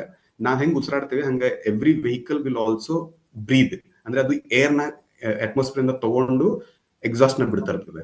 So when it pulls the air from the atmosphere, ಆ ಫ್ರೆಶ್ ಏರ್ ಒಳಗಡೆ ಹೋಗ್ಬೇಕು. ಈಗ ನಾವು ಧೂಳಲ್ಲೊಳಗೆಲ್ಲ ಡ್ರೈವ್ ಮಾಡ್ತೇವೆ, ಆ ಡಸ್ಟ್ ಪಾರ್ಟಿಕಲ್ ಎಲ್ಲ it should not go into the engine, ಅದು ಇಂಜಿನ್ ಹಾಳು ಮಾಡುತ್ತೆ. ಸೊ ನಾವೀಗ ಫಿಲ್ಟರ್ ನ ಚೇಂಜ್ ಮಾಡಿಲ್ಲ ಅಂದ್ರೆ ಅದು ಫಿಲ್ಟರ್ ಫುಲ್ ಕ್ಲಾಗ್ ಆಗಿ, ಈಗ ನಾವು ಬಾಯಿಗೆ ಏನಾದ್ರು ಒಂದು ಬಟ್ಟೆ ಹಿಡ್ಕೊಂಡ್ರೆ ನಮ್ಗೆ ಉಸಿರಾಡಕ್ ಆಗಲ್ಲ. ಅದೇ ತರ ವೆಹಿಕಲ್ಗೂ ಆಗುತ್ತೆ. ಸೊ ಅದಕ್ಕೆ ನಾವು ಫಿಲ್ಟರ್ಸ್ ನ, ಏರ್ ಫಿಲ್ಟರ್ಸ್ ನ ಚೇಂಜ್ ಮಾಡಬೇಕು. ಅದೇ ತರ ಆಯಿಲ್ ಫಿಲ್ಟರ್ಸ್ ನ ಚೇಂಜ್ ಮಾಡಬೇಕು. ಫ್ಯೂಯಲ್ ಫಿಲ್ಟರ್ಸ್ ಇರ್ತದೆ, ಸುಮಾರು ಫಿಲ್ಟರ್ಸ್ ಇರ್ತವೆ ವೆಹಿಕಲ್ಸ್ ಅಲ್ಲಿ. ಅವನ್ನ ರೆಗ್ಯುಲರ್ ಆಗಿ ಚೇಂಜ್ ಮಾಡ್ತಾ ಇದ್ರೆ ಇಂಜಿನ್ ಪರ್ಫಾರ್ಮೆನ್ಸ್, ಮೈಲೇಜು, ಆಮೇಲೆ durability of the engine will be better. ಆಮೇಲೆ ಫ್ಯೂಯಲ್ ರೀಫಿಲ್ಲಿಂಗ್. ಸೊ ಯಾವುದೇ ವೆಹಿಕಲ್, ಪೆಟ್ರೋಲ್ ಇರಲಿ ಡೀಸೆಲ್ ಇರಲಿ, ನೀವು ಫಿಲ್ ಮಾಡುವಾಗ ಆದಷ್ಟು ಮಾರ್ನಿಂಗ್ ಟೈಮಲ್ಲಿ ಫಿಲ್ ಮಾಡ್ರಿ. ಯಾಕಂದ್ರೆ ಮಾರ್ನಿಂಗ್ ಟೈಮಲ್ಲಿ the density of the fuel will be proper ಆಗಿರ್ತದೆ. ಮಧ್ಯಾಹ್ನದಂಗೆ ಬಿಕಾಸ್ ಆಫ್ ಬಿಸಿಲಿಗೆ ಅದು ಡೆನ್ಸಿಟಿ ವೇರಿ ಆಗಿ ನಿಮಗೆ quantity of fuel getting into the vehicle will be vary ಆಗ್ತಾ ಇರ್ತದೆ. ಅಂಡ್ ಆಲ್ಸೋ ನೀವು ಫಿಲ್ ಮಾಡುವಾಗ ನಿಮ್ಗೆ ಅಲ್ಲಿ ಡೆನ್ಸಿಟಿ ಡಿಸ್ಪ್ಲೇ ಆಗಿರ್ತದೆ, ಅಲಾಂಗ್ ವಿತ್ ನಿಮ್ದು ಲೀಟರ್ಸ್ ಮತ್ತೆ ರೇಟ್ ಜೊತೆಗೆ ಡೆನ್ಸಿಟಿನೂ ಡಿಸ್ಪ್ಲೇ ಆಗಿರ್ತದೆ. ಸೊ ಫಾರ್ ಪೆಟ್ರೋಲ್ ಇಂಜಿನ್ಸ್ಗೆ ಅದು 750 to 758 ರೇಂಜ್ ಅಲ್ಲಿ ಇರಬೇಕು.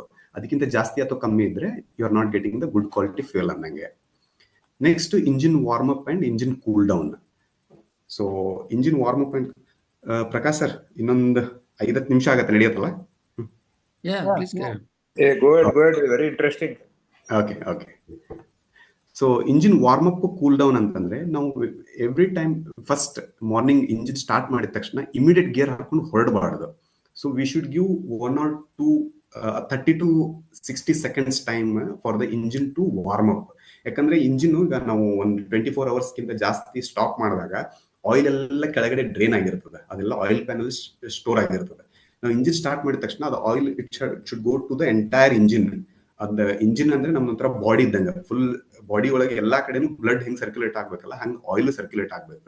So that the friction and ಆಮೇಲೆ ವಾಟರ್ ಕೂಲೆಂಟು ಕೂಡ ಕಂಪ್ಲೀಟ್ ಇಂಜಿನ್ ಸರೌಂಡಿಂಗ್ ಎಲ್ಲ ಹೋಗ್ಬೇಕು. ಅದಕ್ಕೆ ಒಂದು 30 seconds to 60 seconds engine on ಇಟ್ಟು ದೆನ್ ಮೂವ್ ಮಾಡೋದು it's a very good habit. Same time cool down. ಈಗ ನಾವು ಸುಮಾರು ಎಲ್ಲೋ ಒಂದು ಊರಿಂದ ಬರ್ತೇವೆ, ಹೈವೇಯಿಂದ ಸುಮಾರು ಟ್ರಾಫಿಕ್ ಎಲ್ಲ ಮನೆಗೆ ಬಂದ ತಕ್ಷಣ ಗಾಡಿ ನಿಲ್ಸ್ಬಿಟ್ಟು ಸ್ಟಾಪ್ ಮಾಡಬಾರ್ದು. ಒಂದು 30 seconds ರನ್ನಿಂಗ್, ಐಡಲ್ ರನ್ನಿಂಗ್ ಅಲ್ಲಿ ಇಡಬೇಕು. ಯಾಕಂತಂದ್ರೆ ಏನಾಗಿರುತ್ತೆ ಅಂದ್ರೆ ಇಂಜಿನ್ ಓವರ್ ಹೀಟ್ ಆಗಿರ್ತದೆ. ಓವರ್ ಹೀಟ್ ಆಗಿದ್ದು ಈಗ ಫ್ಯಾನ್ ರನ್ ಆಗ್ತಾ ಇರ್ತದೆ, ಇಂಜಿನ್ಗೆ ಒಂದು ಫ್ಯಾನ್ ಇರ್ತದೆ. that fan will maintain the temperature of the engine. So if the temperature is low, fan will not be working. So if temperature is increased, fan will switch off automatically and it will give air to the engine and make sure the temperature is maintained. ಈಗ ನಾವು sudden ಆಗಿ ಅದು ಏನಾಗುತ್ತೆ, ನಾವು heat ಆದಾಗ fan on ಆಗಿ cool ಮಾಡ್ತಾ ಇರ್ತದೆ, ನಾವು ಸಡನ್ ಆಗಿ ಆಫ್ ಮಾಡಿಬಿಟ್ರೆ ಅದೇ ಟೆಂಪರೇಚರ್ ಅಲ್ಲಿ ಇಂಜಿನ್ ಸ್ಟಾಪ್ ಆಗ್ಬಿಡ್ತೈತೆ. ಅವಾಗ ಏನಾಗುತ್ತೆ, internal parts of the engine damage ಆಗೋ ಚಾನ್ಸಸ್ ಇರ್ತದೆ. ಈಗ ನಾವು ಸಡನ್ ಆಗಿ ತುಂಬಾ ಬಿಸಿ ಇರೋದನ್ನ ತಣ್ಣೀರಲ್ಲಿ ಎದ್ದಿದ್ರೆ ಅದು ಹಾರ್ಡ್ನೆಸ್ ಜಾಸ್ತಿ ಆಗುತ್ತಲ್ಲ, ಆ ತರ ಇಫೆಕ್ಟ್ ಆಗಿ ವೆಹಿಕಲ್ ಲೈಫ್ ಕಮ್ಮಿ ಆಗುತ್ತೆ. ಸೊ ಅದಕ್ಕೆ warm up cool down is important. Then regular movement and running of the engine. ಈಗ ಕೆಲವೊಂದ್ಸತಿ ಏನಾಗುತ್ತೆ, ನಮ್ಗೆ ರೆಗ್ಯುಲರ್ ವೆಹಿಕಲ್ ತೆಗಿತಾ ಇರಂಗಿಲ್ಲ.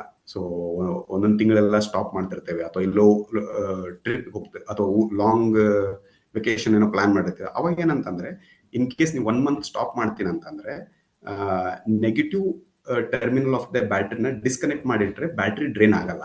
ನೀವು ನೆಕ್ಸ್ಟ್ ಟೈಮ್ ಬಂದ ತಕ್ಷಣ ಕನೆಕ್ಟ್ ಮಾಡಿ ಸ್ಟಾರ್ಟ್ ಮಾಡಿದ್ರೆ ಇಂಜಿನ್ ಸ್ಟಾರ್ಟ್ ಆಗುತ್ತೆ. ಇದು ಒಂದು ಆಪ್ಷನ್. ಸೆಕೆಂಡ್ ಥಿಂಗ್, ನೀವು ಲಾಂಗ್ ರೂಟ್ ಇದು ಮನೇಲಿ ಇರ್ತೀರಾ, ಬಟ್ ಫ್ರೀಕ್ವೆಂಟ್ಲಿ ವೆಹಿಕಲ್ ತೆಗಿತಾರಲ್ಲ, ಅವಾಗ ಏನಂದ್ರೆ at least once in a week ಅಥವಾ ಒನ್ಸ್ ಇನ್ 15 days ಒಂದು 5 to 10 minutes ಅಲ್ಲೇ ನಿಂತಲ್ಲೇ ಇಂಜಿನ್ ಸ್ಟಾರ್ಟ್ ಮಾಡಿ ರನ್ ಮಾಡಿ ಆಫ್ ಮಾಡಿದ್ರೆ that will give a better life of the engine. Then ಇವಾಗ ಎಲ್ಲಾ ವೆಹಿಕಲ್ಸ್ಗೂ ಡ್ಯಾಶ್ ಬೋರ್ಡ್ ಮೇಲೆ ಸುಮಾರು ಇಂಡಿಕೇಟರ್ಸ್ ಇರ್ತಾವೆ. ಸೊ ಸಮ್ಟೈಮ್ಸ್ ಟೈರ್ ಪ್ರೆಷರ್ ಕಮ್ಮಿ ಇದೆ, ಆಮೇಲೆ ಆಯಿಲ್ ಇಲ್ಲ, ಕೂಲೆಂಟ್ ಇಲ್ಲ, ಅಥವಾ ಹೀಟ್ ಆಗ್ತಾ ಇದೆ ಅಂತೆಲ್ಲ ಇರ್ತದೆ. ಸೊ ಅವೆಲ್ಲ ಏನಾದ್ರು ಡ್ಯಾಶ್ ಬೋರ್ಡ್ ಮೇಲೆ ಏನಾದ್ರು ಸೈನ್ಸ್ ಇತ್ತಂದ್ರೆ ಡೋಂಟ್ ಇಗ್ನೋರ್ ದೆಮ್. ಸೊ ಆತರ ಏನಾದ್ರು ಸೈನ್ ಬಂತಂದ್ರೆ just connect to the service station and check it out, ಏನ್ ಪ್ರಾಬ್ಲಮ್ ಆಗಿದೆ ಇಂಜಿನ್ ಅಲ್ಲಿ ಅಂತ ಹೇಳ್ಬಿಟ್ಟು ಜಸ್ಟ್ ಗೆಟ್ ಇಟ್ ಫಿಕ್ಸ್ಡ್. ಯಾಕಂದ್ರೆ ಡಿಸೈನ್ ಅಂದ್ರೆ ಅರ್ಲಿ ಸೈನ್ಸ್ ಅದ, ನಾವು ಹಂಗೆ ಬಿಟ್ರೆ that will damage the respective parts ಅಥವಾ components of the engine. Next, avoid continuously keeping leg ಅಂತ ಹೇಳಿದೆ. ಈಗ ಏನಂದ್ರೆ ಕೆಲವು ಜನ ಹೆಂಗೆ ಹ್ಯಾಬಿಟ್ ಇರ್ತದೆ ಅಂದ್ರೆ, ಈಗ ಮ್ಯಾನ್ಯುವಲ್ ಟ್ರಾನ್ಸ್ಮಿಷನ್ ಇರ್ತಂದ್ರೆ ಗೇರ್ ಶಿಫ್ಟ್ ಮಾಡಿ ಕ್ಲಚ್ ಮೇಲೆ ಕಾಲಿಟ್ಬಿಡ್ತಾರೆ. ನಮ್ಗೆ ಗೊತ್ತಿಲ್ದೇನೆ ಅದು ಅರ್ಧ ಪ್ರೆಷರ್ ಕಾಲಿಂದು ಕ್ಲಚ್ ಮೇಲೆ ಬೀಳ್ತಾ ಇರುತ್ತೆ. ಅದರಿಂದ ಏನಾಗುತ್ತೆ, ಕ್ಲಚ್ ಹಾಫ್ ಎಂಗೇಜ್ ಆಗುತ್ತೆ. ಸೊ ನಿಮ್ಗೆ clutch plate wear and tear ಜಾಸ್ತಿ ಆಗುತ್ತೆ, ಪ್ಲಸ್ ನಿಮ್ ಪವರ್ ವೇಸ್ಟ್ ಆಗುತ್ತೆ. ಸೊ ಅದೇ ತರ ಬ್ರೇಕ್ ಮೇಲೆ ಕೆಲವು ಜನ ಕಾಲಿಟ್ಟು ಹೊಡಿತಿರ್ತಾರೆ. ಅವಾಗ ಏನಾಗುತ್ತೆ, ನಮ್ದು ಬ್ರೇಕ್ ಪ್ಯಾಡ್ಸ್ ಎಲ್ಲ ವೇರ್ ಅಂಡ್ ಟೇರ್ ಜಾಸ್ತಿ ಆಗುತ್ತೆ. ಸೊ ಅದಕ್ಕೆ ನಾವು ಶಿಫ್ಟಿಂಗ್ ಆದ ತಕ್ಷಣ, ಗೇರ್ ಶಿಫ್ಟಿಂಗ್ ಆದ ತಕ್ಷಣ ಕ್ಲಚ್ ಮೇಲೆ ಕಾಲ್ ತೆಗೆದು ಸೈಡಲ್ಲಿ ಇಡಬೇಕು. ಬ್ರೇಕ್ ಅಪ್ಲೈ ಮಾಡೋ ನೆಸೆಸರಿ ಇಲ್ದಾಗ ಸೈಡಲ್ಲಿ ಇಡ್ಬೇಕಾಗುತ್ತೆ. Okay. So next is some driving habits. ಈಗ ಸಡನ್ ಆಗಿ ಬ್ರೇಕ್ ಅಪ್ಲೈ ಮಾಡೋದು, ಸಡನ್ ಆಗಿ ಎಕ್ಸಿಲೇಟರ್ ಕೊಡೋದು ಅವಾಯ್ಡ್ ಮಾಡೋದ್ರಿಂದ ನಿಮ್ದು ಮೈಲೇಜ್ ಜಾಸ್ತಿ ಆಗುತ್ತೆ, ಪ್ಲಸ್ ವೆಹಿಕಲ್ ಡ್ಯಾಮೇಜಸ್ ಕಮ್ಮಿ ಆಗುತ್ತೆ. Drive at a proper speed. So ಒಂದು ರೆಕಮೆಂಡೆಡ್ ಸ್ಪೀಡ್ ಅಲ್ಲಿ ಡ್ರೈವ್ ಮಾಡಿದ್ರೆ safety and maintain safe distance. So ಬೆಂಗಳೂರಲ್ಲಿ ಟ್ರಾಫಿಕ್ ಅಲ್ಲಿ ಪಾಸಿಬಲ್ ಇಲ್ಲ, ಬಟ್ ಹೈವೇಸ್ ಅಲ್ಲೆಲ್ಲ ಸೊ ರೆಕಮೆಂಡೆಡ್ ಡಿಸ್ಟೆನ್ಸ್ ಮೇಂಟೈನ್ ಮಾಡೋದ್ರಿಂದ ವಿ ವಿಲ್ ಬಿ ಸೇಫ್. ಯಾಕಂದ್ರೆ ಮುಂದಿನವ್ರು ಯಾವಾಗ ಬ್ರೇಕ್ ಹಾಕ್ತಾರೆ ಅಂತ ಗೊತ್ತಿರಲ್ಲ. So use indicators correctly. ಕೆಲವು ಜನ ಲೆಫ್ಟ್ ಇಂಡಿಕೇಟರ್ ಹಚ್ಚಿ ರೈಟ್ ತಿರುಗಿಸ್ತಾರೆ, ಅಥವಾ ಅವ್ರಿಗೆ ಇಂಡಿಕೇಟರ್ ಆನ್ ಇದ್ ನೆನಪಿರಂಗಿಲ್ಲ, ಲೆಫ್ಟ್ ರೈಟ್ ಟರ್ನ್ ಮಾಡ್ತಾರೆ. That will create a confusion for the people who are driving back side. So accident ಆಗೋ ಚಾನ್ಸಸ್ ಇರ್ತವೆ. Next road safety and traffic rules. Follow all traffic rules. Mobile phone use ಮಾಡೋದನ್ನ avoid ಮಾಡಿ. Especially ಈ ಒಂದ್ ಕೈಲಿ ಹಿಡ್ಕೊಂಡು ಇನ್ನೊಂದ್ ಕೈಲಿ ಡ್ರೈವ್ ಮಾಡೋದು, ಅಥವಾ ಹೆಗಲು ಮತ್ತೆ ಕಿವಿ ಮಧ್ಯೆ ಅದನ್ನ ಹಿಂಗ್ ಹಿಡ್ಕೊಂಡು ಓಡಿಸೋದು, ಅದೆಲ್ಲ ಅವಾಯ್ಡ್ ಮಾಡ್ಬೇಕು. Don't drink and drive. Follow lane discipline. So ಸುಮಾರು ಜನ ನಾನು ಅಬ್ಸರ್ವ್ ಮಾಡ್ತಿರ್ತೇನೆ ಹೈವೇದಲ್ಲಿ ಹೋಗುವಾಗ ಲೇನ್ 2 ಇಲ್ಲ, ಲೇನ್ 3 ಇಲ್ಲ, ನಡಕ್ಕೆ ಹೋಗ್ತಿರ್ತಾರೆ. ಸೊ ಅದೆಲ್ಲ ಅವಾಯ್ಡ್ ಮಾಡಬೇಕು. ಒಬೇ ಟ್ರಾಫಿಕ್ ಸಿಗ್ನಲ್ಸ್.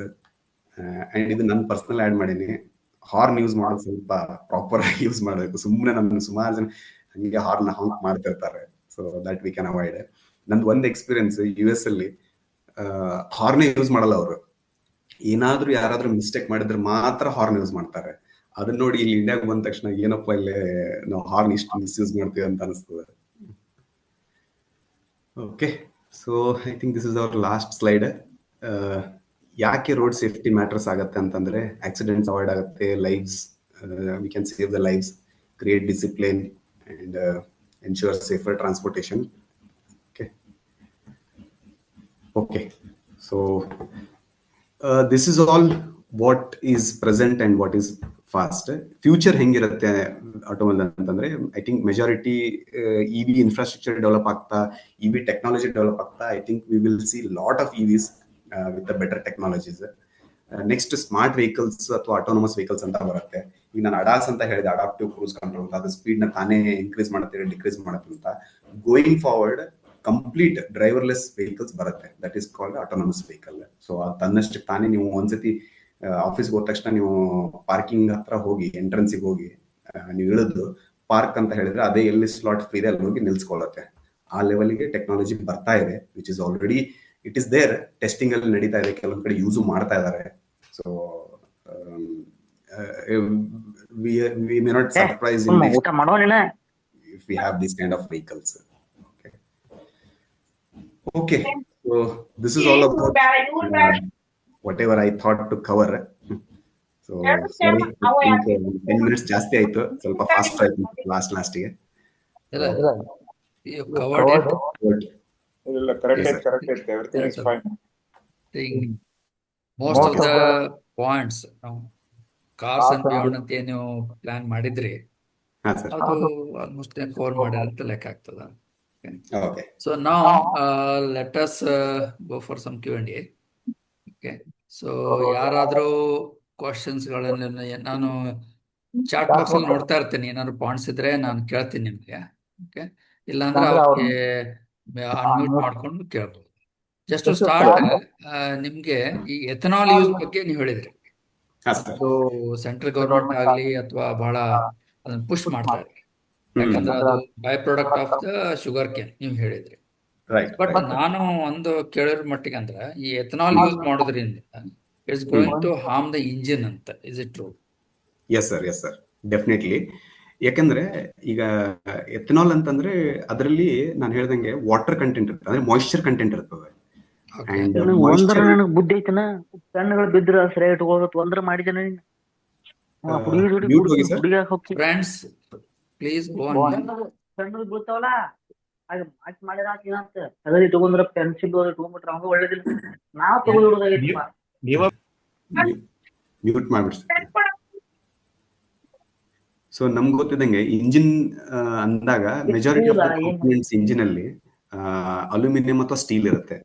ಸೊ ನಮ್ಗೆ ಸ್ಟೀಲ್ ಅಂತ ಬಂದಾಗ ಅಥವಾ ಐರನ್ ಅಂತ ಬಂದಾಗ moisture is enemy for that. So ಅದಕ್ಕೆ ನಾವು ಅದಕ್ಕೆ ತಕ್ಕಂಗೆ ವೆಹಿಕಲ್ ನ ಡಿಸೈನ್ ಮಾಡ್ಬೇಕಾಗತ್ತೆ. ಆಕಿ ವಯಸ್ಸು ನಿನ್ ವಯಸ್ಸು ಸೇಮ್ ಐತೆನಾ? ಅದು ನಿನ್ ವಯಸ್ಸು ಮೋಸ್ಟ್ ಎಷ್ಟು? ಅವ್ರಿ ಮ್ಯೂಟ್ ಆನ್ ಮಾಡಿ.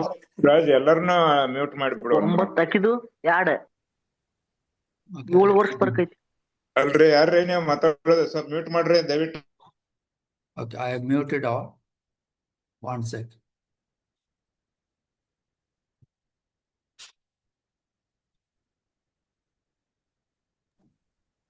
ರಾಜ್ ವರ್ಡ್ ಅನ್ಮ್ಯೂಟ್ ಮಾಡ್ರಿ Prakash.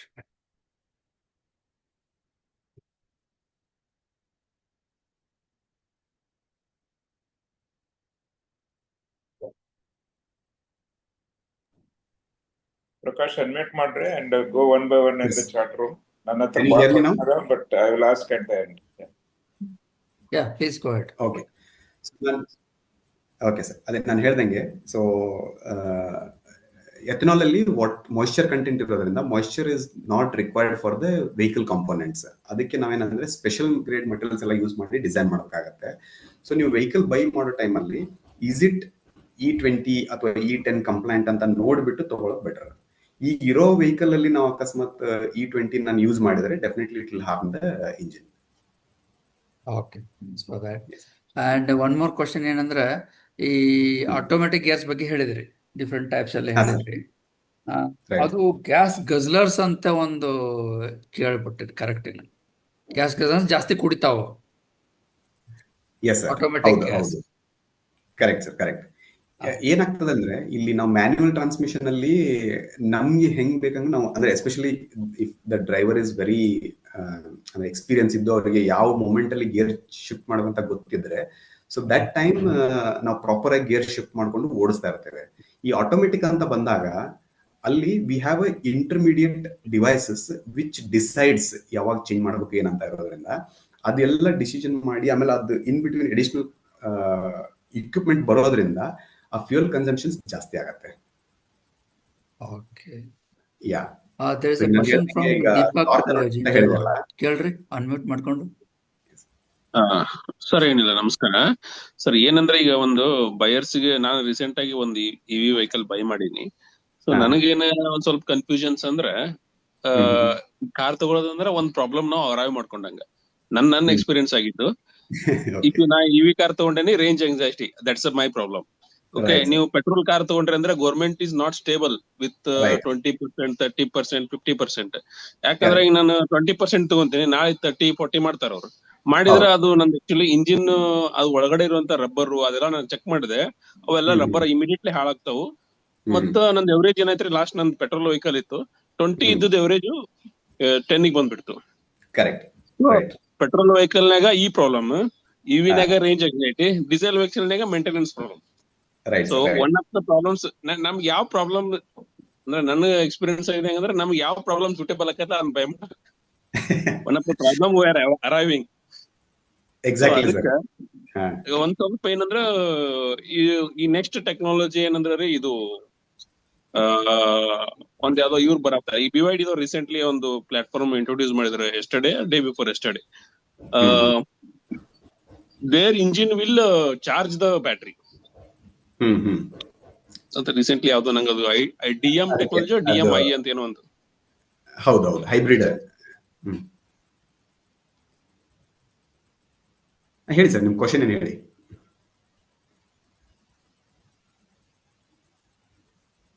Hello Deepak, we lost you. ಕೇಳ್ತಾ ಇದ್ರಿ Deepak ಚಿಂಚನವಾಡ್? Until then, take next question in the chat. Okay, then Murali, you got a question? You can unmute yourself and ask the question if you are around.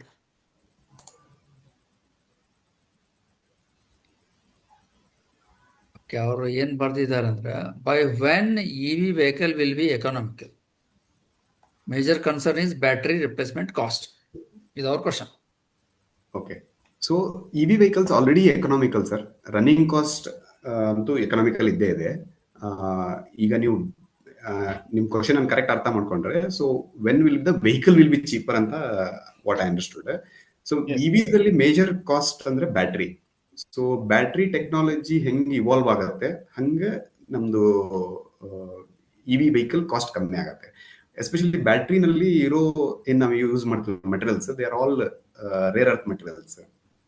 Plus ಅದು ಟೆಕ್ನಾಲಜಿನೇ ಹಂಗಿದೆ. So that is wear ನಮಗೆ ತುಂಬಾ challenges ಬರ್ತಾ ಇದೆ. So over a period, ಯಾಕಂದ್ರೆ ಈಗ ಎಲ್ಲರೂ ಇವಿ ಮೇಲೆ ಸುಮಾರು R&Dಗೆ ಫೋಕಸ್ ಮಾಡ್ತಾ ಇದ್ದಾರೆ. ಎಲ್ಲ ಕಂಪ್ನೀಸು ಬ್ಯಾಟ್ರಿ ಟೆಕ್ನಾಲಜಿ ಇಂಪ್ರೂವ್ ಮಾಡಕ್ಕೆ ನೋಡಾಕತ್ತಾರೆ. ಸೊ ಮುಂಚೆ ನಮಗೆ ಲೆಡ್ ಆಸಿಡ್ ಬ್ಯಾಟ್ರಿ ಇರ್ತಿತ್ತು, ಇವಾಗೆಲ್ಲ ಲಿಥಿಯಂ ಬಂದಿದೆ, ಇನ್ನೂ lot of things are come. So ಅದನ್ನೆಲ್ಲ ಹೆಂಗೆ ಹೊಸ ಹೊಸ ಟೆಕ್ನಾಲಜಿ ಬಂದಾಗ ಇದು ಕಮ್ಮಿ ಆಗುತ್ತೆ. ಬಟ್ ವಿ ಕೆನಾಟ್ ಸೇ ಇವತ್ತೇ ಆಗತ್ತೆ ನಾಳೆ ಆಗತ್ತೆ ಅಂತ ಗೊತ್ತಿಲ್ಲ. ಈಗ ದೀಪಕ್ ಅವ್ರು ಹೇಳ್ತಾ ಇದ್ರು BYD has come up with the latest technology of battery ಅಂತ ಹೇಳಿ. ಸೊ ನಾನು ಓದಿದ್ದೇನೆ ಅದನ್ನ. ಬಟ್ ಅದು ಪ್ರಾಕ್ಟಿಕಲಿ ಬಂದು ಪ್ರೂವ್ ಆಗಿ ಅದ್ರದ್ದು ಮತ್ತೇನು ಅಡ್ವಾಂಟೇಜಸ್ ಡಿಸ್ಅಡ್ವಾಂಟೇಜ್ ಅಂತ ಗೊತ್ತಾಗುವವರೆಗೆ we cannot decide whether it's cheap or it's expensive ಅಂತ. Correct. But my question was, when we are using EV vehicle, okay, petrol or diesel kinta cost kadime anistada, but when we have to change the battery, it will hit us very definitely sir, definitely yes. ನಿಮಗೆ major cost ಅಲ್ಲೇ ಆಗ್ಬಿಡುತ್ತೆ. So ನಾವ್ ಹೆಂಗಂದ್ರೆ ಅದನ್ನ we should plan. ಎಷ್ಟು ವರ್ಷದಲ್ಲಿ ನಾನು ಎಷ್ಟು ಕಿಲೋಮೀಟರ್ ರನ್ ಮಾಡ್ತೇನೆ, ವಾಟ್ ಈಸ್ ಅವರ್ ರಿಕ್ವೈರ್ಮೆಂಟ್, ಅದನ್ನೆಲ್ಲ ಸ್ವಲ್ಪ ಕ್ಯಾಲ್ಕುಲೇಟ್ ಮಾಡಿ ವಿ ಶುಡ್ ಟೇಕ್ ಅ ಕಾಲ್.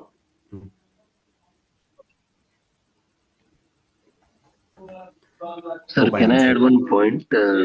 ಇದ್ರ ಮೇಲೆ ಒಂದು ಆಡ್ ಮಾಡ್ಬೋದ್ರಿ, ಬ್ಯಾಟ್ರಿ ಇದ್ರ ಮೇಲೆ? ಹೇಳಿ ಸರ್, ಹೇಳಿ ಪ್ಲೀಸ್. ಈಗ ರೀಸೆಂಟ್ ಆಗಿ ಅಂದ್ರೆ ರೀ MG ದವ್ರು ಏನ್ ಮಾಡ್ಯಾರ ಅಂದ್ರೆ battery as a service start ಮಾಡ್ಯಾರ. ಐ ಥಿಂಕ್ ಅವ್ರ ಬ್ಯಾಟ್ರಿದ ರೊಕ್ಕ ತಗೋಲ್ರಾಗ್ಯಾರ, ಜಸ್ಟ್ ಕಾರ್ ಕಾಸ್ಟ್ ತಗೋತಾರ. ಒಂಥರ ಬ್ಯಾಟ್ರಿ ಬಾಡಿಗೆ ಕಟ್ಟಿದಂಗ ಆ ತರ ಏನೋ ಒಂದ್ ಕಾನ್ಸೆಪ್ಟ್ ಇವಾಗತ್ತಂದ್ರೆ. ಅಂಡ್ ನೀವ್ ಹೇಳ್ದಂಗ 40% ಕಾಸ್ಟ್ ಬ್ಯಾಟ್ರಿದ ಆಗ್ತದ್ರಿ ಎಲ್ಲೇ ಗಾಡಿದಾಗ.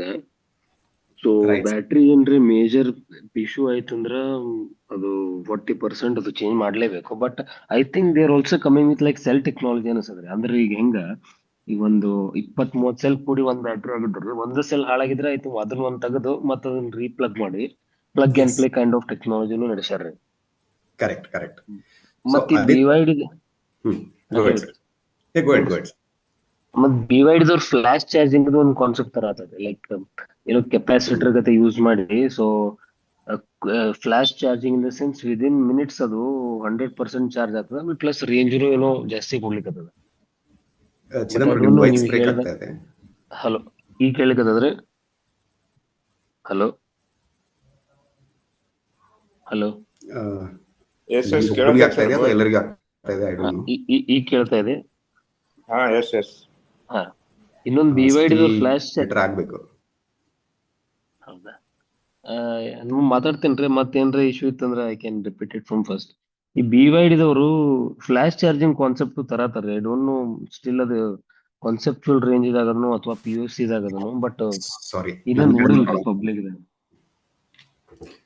ಪ್ರಕಾಶ್ ಕೇಳತೈತಿ. We are able to hear it. Okay okay. So Chidambara, just ನೀವು ಹೇಳಿದ ಅರ್ಥ ಆಯ್ತು. ಸಿ, ಆಸ್ ಐ ಟೋಲ್ಡ್, ಸುಮಾರು companies they are coming with new techniques to avoid this issues. ನೀವು ಹೇಳ್ದಂಗೆ ಸೆಲ್ ರಿಪ್ಲೇಸ್ಮೆಂಟ್ ಇರ್ಬೋದು, ಅಥವಾ ಬ್ಯಾಟ್ರಿ ಆಸ್ ಅ ಸರ್ವಿಸ್ ಇರ್ಬೋದು, ಅಥವಾ ನೆಕ್ಸ್ಟ್ ಈಗ ಗೌರ್ಮೆಂಟ್ ಅಥವಾ ಇದು ಏನ್ ಪುಷ್ ಮಾಡ್ತಾ ಇದಾರೆ ಅಂದ್ರೆ ಕಾಮನ್ ಬ್ಯಾಟ್ರೀಸ್. ಈಗ ಫಾರ್ ಎಕ್ಸಾಂಪಲ್ ನಮ್ಗೆ ಇವೆಲ್ಲ ಇದೆಯಲ್ಲ, ನಮ್ದು ಪೆನ್ಸಿಲ್ ಬ್ಯಾಟ್ರೀಸ್ ಎಲ್ಲ ಇದೆಯಲ್ಲ, ಕ್ಲಾಕಿಗೆಲ್ಲ ಯೂಸ್ ಮಾಡ್ತೀವಿ. It's a standard battery, A+, AA+ ಆ ಥರ ಇದೆಯಲ್ಲ, ಅದೇ ತರ ವೆಹಿಕಲ್ಸ್ಗೂ ತರಲಿಕ್ಕೆ ಟ್ರೈ ಮಾಡ್ತಾ ಇದ್ದಾರೆ. ಸೊ ಅಂದ್ರೆ irrespective of manufacturers battery will be same. So ಅದು ಒಂದು ಕಾನ್ಸೆಪ್ಟ್ ಇದೆ. ಸೊ ಈ ತರ ಸುಮಾರು ಟೆಕ್ನಾಲಜಿಕಲ್ ಅಥವಾ ಗೌರ್ಮೆಂಟ್ ಇನ್ಫ್ಲೂಯೆನ್ಸಸ್ ಅಥವಾ ಇದೆಲ್ಲ ನಡೀತಾ ಇದೆ. ಬಟ್ ಅದು ಪ್ರಾಕ್ಟಿಕಲಿ ಬಂದು ಇಂಪ್ಲಿಮೆಂಟ್ ಆಗೋವರೆಗೆ we have to wait and watch. ನಾವು ಮುಂಚೆ ಈಗ ಒಂದು 5 years 10 years ಕಂಪೇರ್ ಮಾಡಿದ್ರೆ ನಾವು ಇಟ್ ಈಸ್ ಮಚ್ ಬೆಟರ್. ಹಂಗೇನೆ ಇನ್ನೂ ಇಂಪ್ರೂವ್ ಆಗುತ್ತೆ. Correct sir. ಇನ್ನೊಂದು ಬಾಳ ದೂರದೃಷ್ಟಿದ ಒಂದು ಪಾಯಿಂಟ್ ಅಂದ್ರೆ, ಎಲ್ಲೋ ಒಂದ್ ಕಡೆ ಓದಿದ್ದೆ, ಈಗ ಹೆಂಗ್ ನಮ್ದು ವೈರ್ಲೆಸ್ ಚಾರ್ಜ್ ಆಗದಲ್ರಿ ಮೊಬೈಲ್, ಅದೇ ತರ. So highway itself when you are already running ಅಲ್ಲ, ಚಾರ್ಜ್ ಆನ್ ದ ಗೋ ಕಾನ್ಸೆಪ್ಟ್ನು ಅದ ಅಂತ. ಬಟ್ ಐ ಡೋಂಟ್ ನೋ ಅದ್ರ ಪ್ರಾಕ್ಟಿಕಲ್ ಇಂಪ್ಲಿಕೇಶನ್ಸ್ ಎಷ್ಟದ, ಅದ್ರದ್ದು ಇನಿಷಿಯಲ್ ಇನ್ವೆಸ್ಟ್ಮೆಂಟ್ ಕಾಸ್ಟ್ ಜಾಸ್ತಿ ಆಗ್ಬಹುದು. ಎಸ್ ಸರ್, ಇದು ಸರ್ಟನ್ ಕಂಟ್ರೀಸ್ ಅಲ್ಲಿ ಆಲ್ರೆಡಿ ಇಂಪ್ಲಿಮೆಂಟ್ ಮಾಡಿದಾರೆ. ಎಸ್ಪೆಷಲಿ ಈ ಹೆವಿ ವೆಹಿಕಲ್ಸ್ ಇರ್ತಾವಲ್ಲ ಟ್ರಾನ್ಸ್ಪೋರ್ಟೇಷನ್ ಎಲ್ಲ, they have made a dedicated line with high charge line. ಈಗ ನಮ್ದು ಹೆಂಗ್ ಇಲೆಕ್ಟ್ರಿಕ್ ಟ್ರೈನ್ಸ್ ಅದಾವಲ್ಲ, ಟ್ರ್ಯಾಕ್ ನಲ್ಲಿ ಒಂದು ಇಲೆಕ್ಟ್ರಿಕ್ ಲೈನ್ ಇರ್ತದಲ್ಲ, ಅದೇ ತರ ರೋಡ್ ಅಲ್ಲೇನೆ ಒಂದು ಇದನ್ನ ಹಾಕ್ಬಿಟ್ಟಿರ್ತಾರೆ ಎಲೆಕ್ಟ್ರಿಕ್ ಲೈನ್. ಸೊ ನೀವು ಆನ್ ದ ಗೋ ನಿಮ್ಗೆ ಪವರ್ ತಗೊಂಡಿರುತ್ತೆ. ಸೊ ಅಲ್ಲಿ ಬ್ಯಾಟ್ರಿ ನೆಸೆಸರಿನೇ ಬೀಳಲ್ಲ. It is also there. But ಅಲ್ಲಿ ಏನಂದ್ರೆ ಇನ್ಫ್ರಾಸ್ಟ್ರಕ್ಚರ್ ಕಾಸ್ಟ್, ನೀವು ಅದಕ್ಕೇನೆ ಡೆಡಿಕೇಟೆಡ್ ಆಗಿ ಲೈನ್ ಮಾಡಬೇಕು and we have to maintain it, ಅದನ್ನ ಸೇಫ್ ಗಾರ್ಡ್ ಮಾಡಬೇಕು. So those are challenges are there. Yes sir, correct. Okay, thank you. Next, I think Baswaraj already has some question. Yes, sir. Prakash sir, thanks for sharing these wonderful insights of car technology. Okay. So ನಂದು ಏನಂತದ, ಈ ಚೈನಾದಲ್ಲೇ ಒಂದು new technology ಇದು ಮಾಡ್ತಾ, ಈಗ rare earth metals ಇದು ಐತಲ್ಲ, scarcity. So ಅದಕ್ಕೆ they are replacing all this lithium batteries with the new technology. ಏನ್ ಗೊತ್ತೈತನ್ರಿ ಯಾವ್ದು ಟೆಕ್ನಾಲಜಿ ಏನ್ ಇದು ಮಾಡತ್ತಾರ ಅಂತ ಹೇಳಿ? ಸಾರಿ ಸರ್, ಅದ್ರ ಬಗ್ಗೆ ನಾನು ಅಷ್ಟು ಎಕ್ಸ್ಪ್ಲೋರ್ ಮಾಡಿಲ್ಲ ಇನ್ನ. But as of now we are heavily dependent on lithium. Yeah, lithium only, but I think they are now coming out with a lot of other battery technology which will replace this all. That is what I think America is fearing, that what technology is that they are also not sure. So they are also trying to get in touch with the counterparts there. Yav technology ಏನಂತ, they are also developing some military technology ಇಂದ ಇದನ್ನ ಮಾಡ್ತಾರೆ ಅಂತ ಕೇಳಿದ್ದೆ. So ಅದಕ್ಕೆ ಕೇಳಿದೆ. Okay. ಇಲ್ಲ sir, ನಾನು ಅದ್ರ ಬಗ್ಗೆ ಇನ್ನೂ ಅಷ್ಟು ಎಕ್ಸ್ಪ್ಲೋರ್ ಮಾಡಿಲ್ಲ. Okay, no problem. Okay, but your all slides were quite informative. ಕೆಲವೊಂದು ನಮಗೂ ಗೊತ್ತಿದ್ದಿಲ್ಲ ಈ ತರ ಟೆಕ್ನಾಲಜಿ ಇದಾವೆ ಅಂತಂತೇಳಿ. Good sir, thank you. Thank you sir. Raj, shall I go? Arun here. Yes sir, please. Rather than asking question, I can part of the question actually. I think time is not there. Actually, I was thinking automobile ಬಗ್ಗೆ ಐತ್ರಿ, not exactly like car. What is the difference between Volvo 9600 engine versus regular car engine? ಹಂಗೆಲ್ಲ ಅದಾವ. So if you can quickly correlate and answer, please do that, because 9600 series Volvo ಐತಲ್ಲ ಬಹಳ popular ಆಗತೈತ್ರಿ ಈಗ. And comfort experience for passengers is ultimate. Cholo it actually. When you travel in normal buses versus that, you will realize that very immediate hatid ಮ್ಯಾಗ ಗೊತ್ತಾಗತ್ತೆ ನಿಮ್ಗೆ ಏನೋ ಒಲೋದಾಗಿಲ್ಲ ಅಂತ. ಹಂಗೈತೆ experience.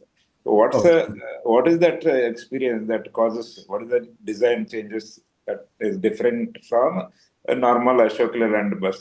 This is the question. If it is long, please you can answer me separately. If you can, yes sir, yes. I think we can discuss it separately, because it's a complete different technology and it has a lot of things, sir. Correct. Before that, I will cover one more thing. We are all asking questions, but I genuinely want to thank Prakash Datnal, because whatever he has delivered in 1 hour is, for us, it is equal to watching 10 YouTube videos, then understanding, then making notes, and then getting it to our head, which you have done in a very simple language, North Karnataka language. Bhಳ interest create ಮಾಡಿದ್ರಿ ನೀವು. ನಾವು 10 ವರ್ಷದಿಂದ ಗಾಡಿ ಹೊಡ್ಯಾತೀವಿ, but you have covered all of that in 1 hour and you created interest in knowing more. ಈಗ ನೀವು ನಮ್ನ ಎಲ್ಲಿ ಬಿಟ್ರಿ ಅಂದ್ರೆ ಅದ ಒಂದು ಸ್ಲೈಡ್ ನಮ್ಗೆ ಕೊಟ್ರ ಒಂದು ವರ್ಡ್ ಹಿಡ್ಕೊಂಡು ನಾವು ಮುಂದೆ ಹೋಗ್ತೀವಿ. Okay, these are things we have to control. ಇದು ಗೊತ್ತಿರಲಿಲ್ಲ ನಮ್ಗೆ. ಬೇಸಿಕ್ ಸಿಂಪಲ್ ಸ್ಟೆಪ್ ರೀ. ನಾವು ಮನೆಗೆ ಬಂದ ಕೂಡ ಗಾಡಿ ಆಫ್ ಮಾಡಿಬಿಡ್ತೇವೆ ಫಸ್ಟ್, ಡೀಸೆಲ್ ಕುಡಿತೈತೆ ಅಂತ, which is opposite of what you suggested. Exactly sir, correct. So those things for a common people like us was not visible, and you have created that awareness. Thank you so much for that. But my sincere request to Prakash and Prakash is, Prakash Datnal sir should give one more session on automobile research, not about any vehicle. Automobile research bagine one session ಬೇಕು ನಮ್ಗೆ separate. Okay.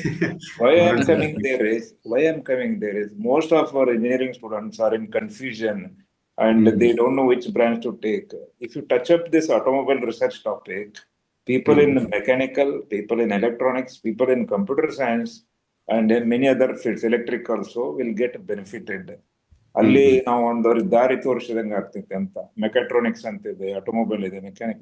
Just ನೀವು ಎಷ್ಟು research ಮಾಡಿರಲ್ಲ, just throw some light in to this field, automation, automobile research. ADAS ಹೇಳಿದ್ರಲ್ರಿ, ADAS itself is a big thing. ಎಷ್ಟೋ ಮಂದಿ ನಮ್ಗೆ ಗೊತ್ತಿಲ್ಲ, ನನಗೆ ಸ್ವಲ್ಪ ಗೊತ್ತೈತಿ, but we don't many of us know. So ಅದೊಂದು ರಿಕ್ವೆಸ್ಟ್, ಇನ್ನೊಂದು ಸೆಷನ್ ಬರಲೇಬೇಕು, ನಮ್ಮ ಆಗ್ರಹದ ಆಮಂತ್ರಣ. Definitely, sir. Okay. So, So thank you so much. You made it look simple, but I know you put in a lot of hard work behind it by collecting, capturing. Because ನೀವು ಒಂದು 20 ವರ್ಷ work ಮಾಡಿರ್ತಿರಲ್ಲ, ಅದನ್ನು 1 hour ಗೆ concise ಮಾಡೋದು itself is a big effort actually. It's not easy to we have to stop ಮಾಡ್ತೇನೆ ಅಂತ ಹೇಳ್ಬೇಕಾಗ್ತೈತಿ, but it's not easy to push in to 1 hour. I agree. Okay, yes, sir. Thanks Exactly. Again. Thanks lot. Thank you so much, sir. In fact ನಾವು team UKSL ಮತ್ತು ಎಲ್ಲರ ಪರವಾಗಿ ನಾವೊಂದು big thanks ಹೇಳಬೇಕು ಪ್ರಕಾಶ್ ಅವ್ರಿಗೆ. Correct. ಯಾಕಂದ್ರೆ ಅವ್ರಿಗೆ ಫ್ಯಾಮಿಲಿ ಫಂಕ್ಷನ್ಸ್ ಪ್ರೆಷರ್ ಭಾಳ ಇತ್ತು. ಹೌದು. ಆದ್ರೂ ನಾನು ಅವ್ರು ರಿಕ್ವೆಸ್ಟ್ ಮಾಡಿದೆ, ಸರ್ ಇದು ಮುಂದೆ ಹಾಕೋದು ಬ್ಯಾಡ್ರಿ, ಮುಗಿಸೇ ಬಿಡು ನೀನು. ಅದಕ್ಕೆ ಅವ್ರು Enjoy ಒಪ್ಕೊಂಡು ಮಾಡಿದ್ರಿ sir. ನಾವು ಮಾಡಿಕೊಟ್ಟಾರ. Big thanks.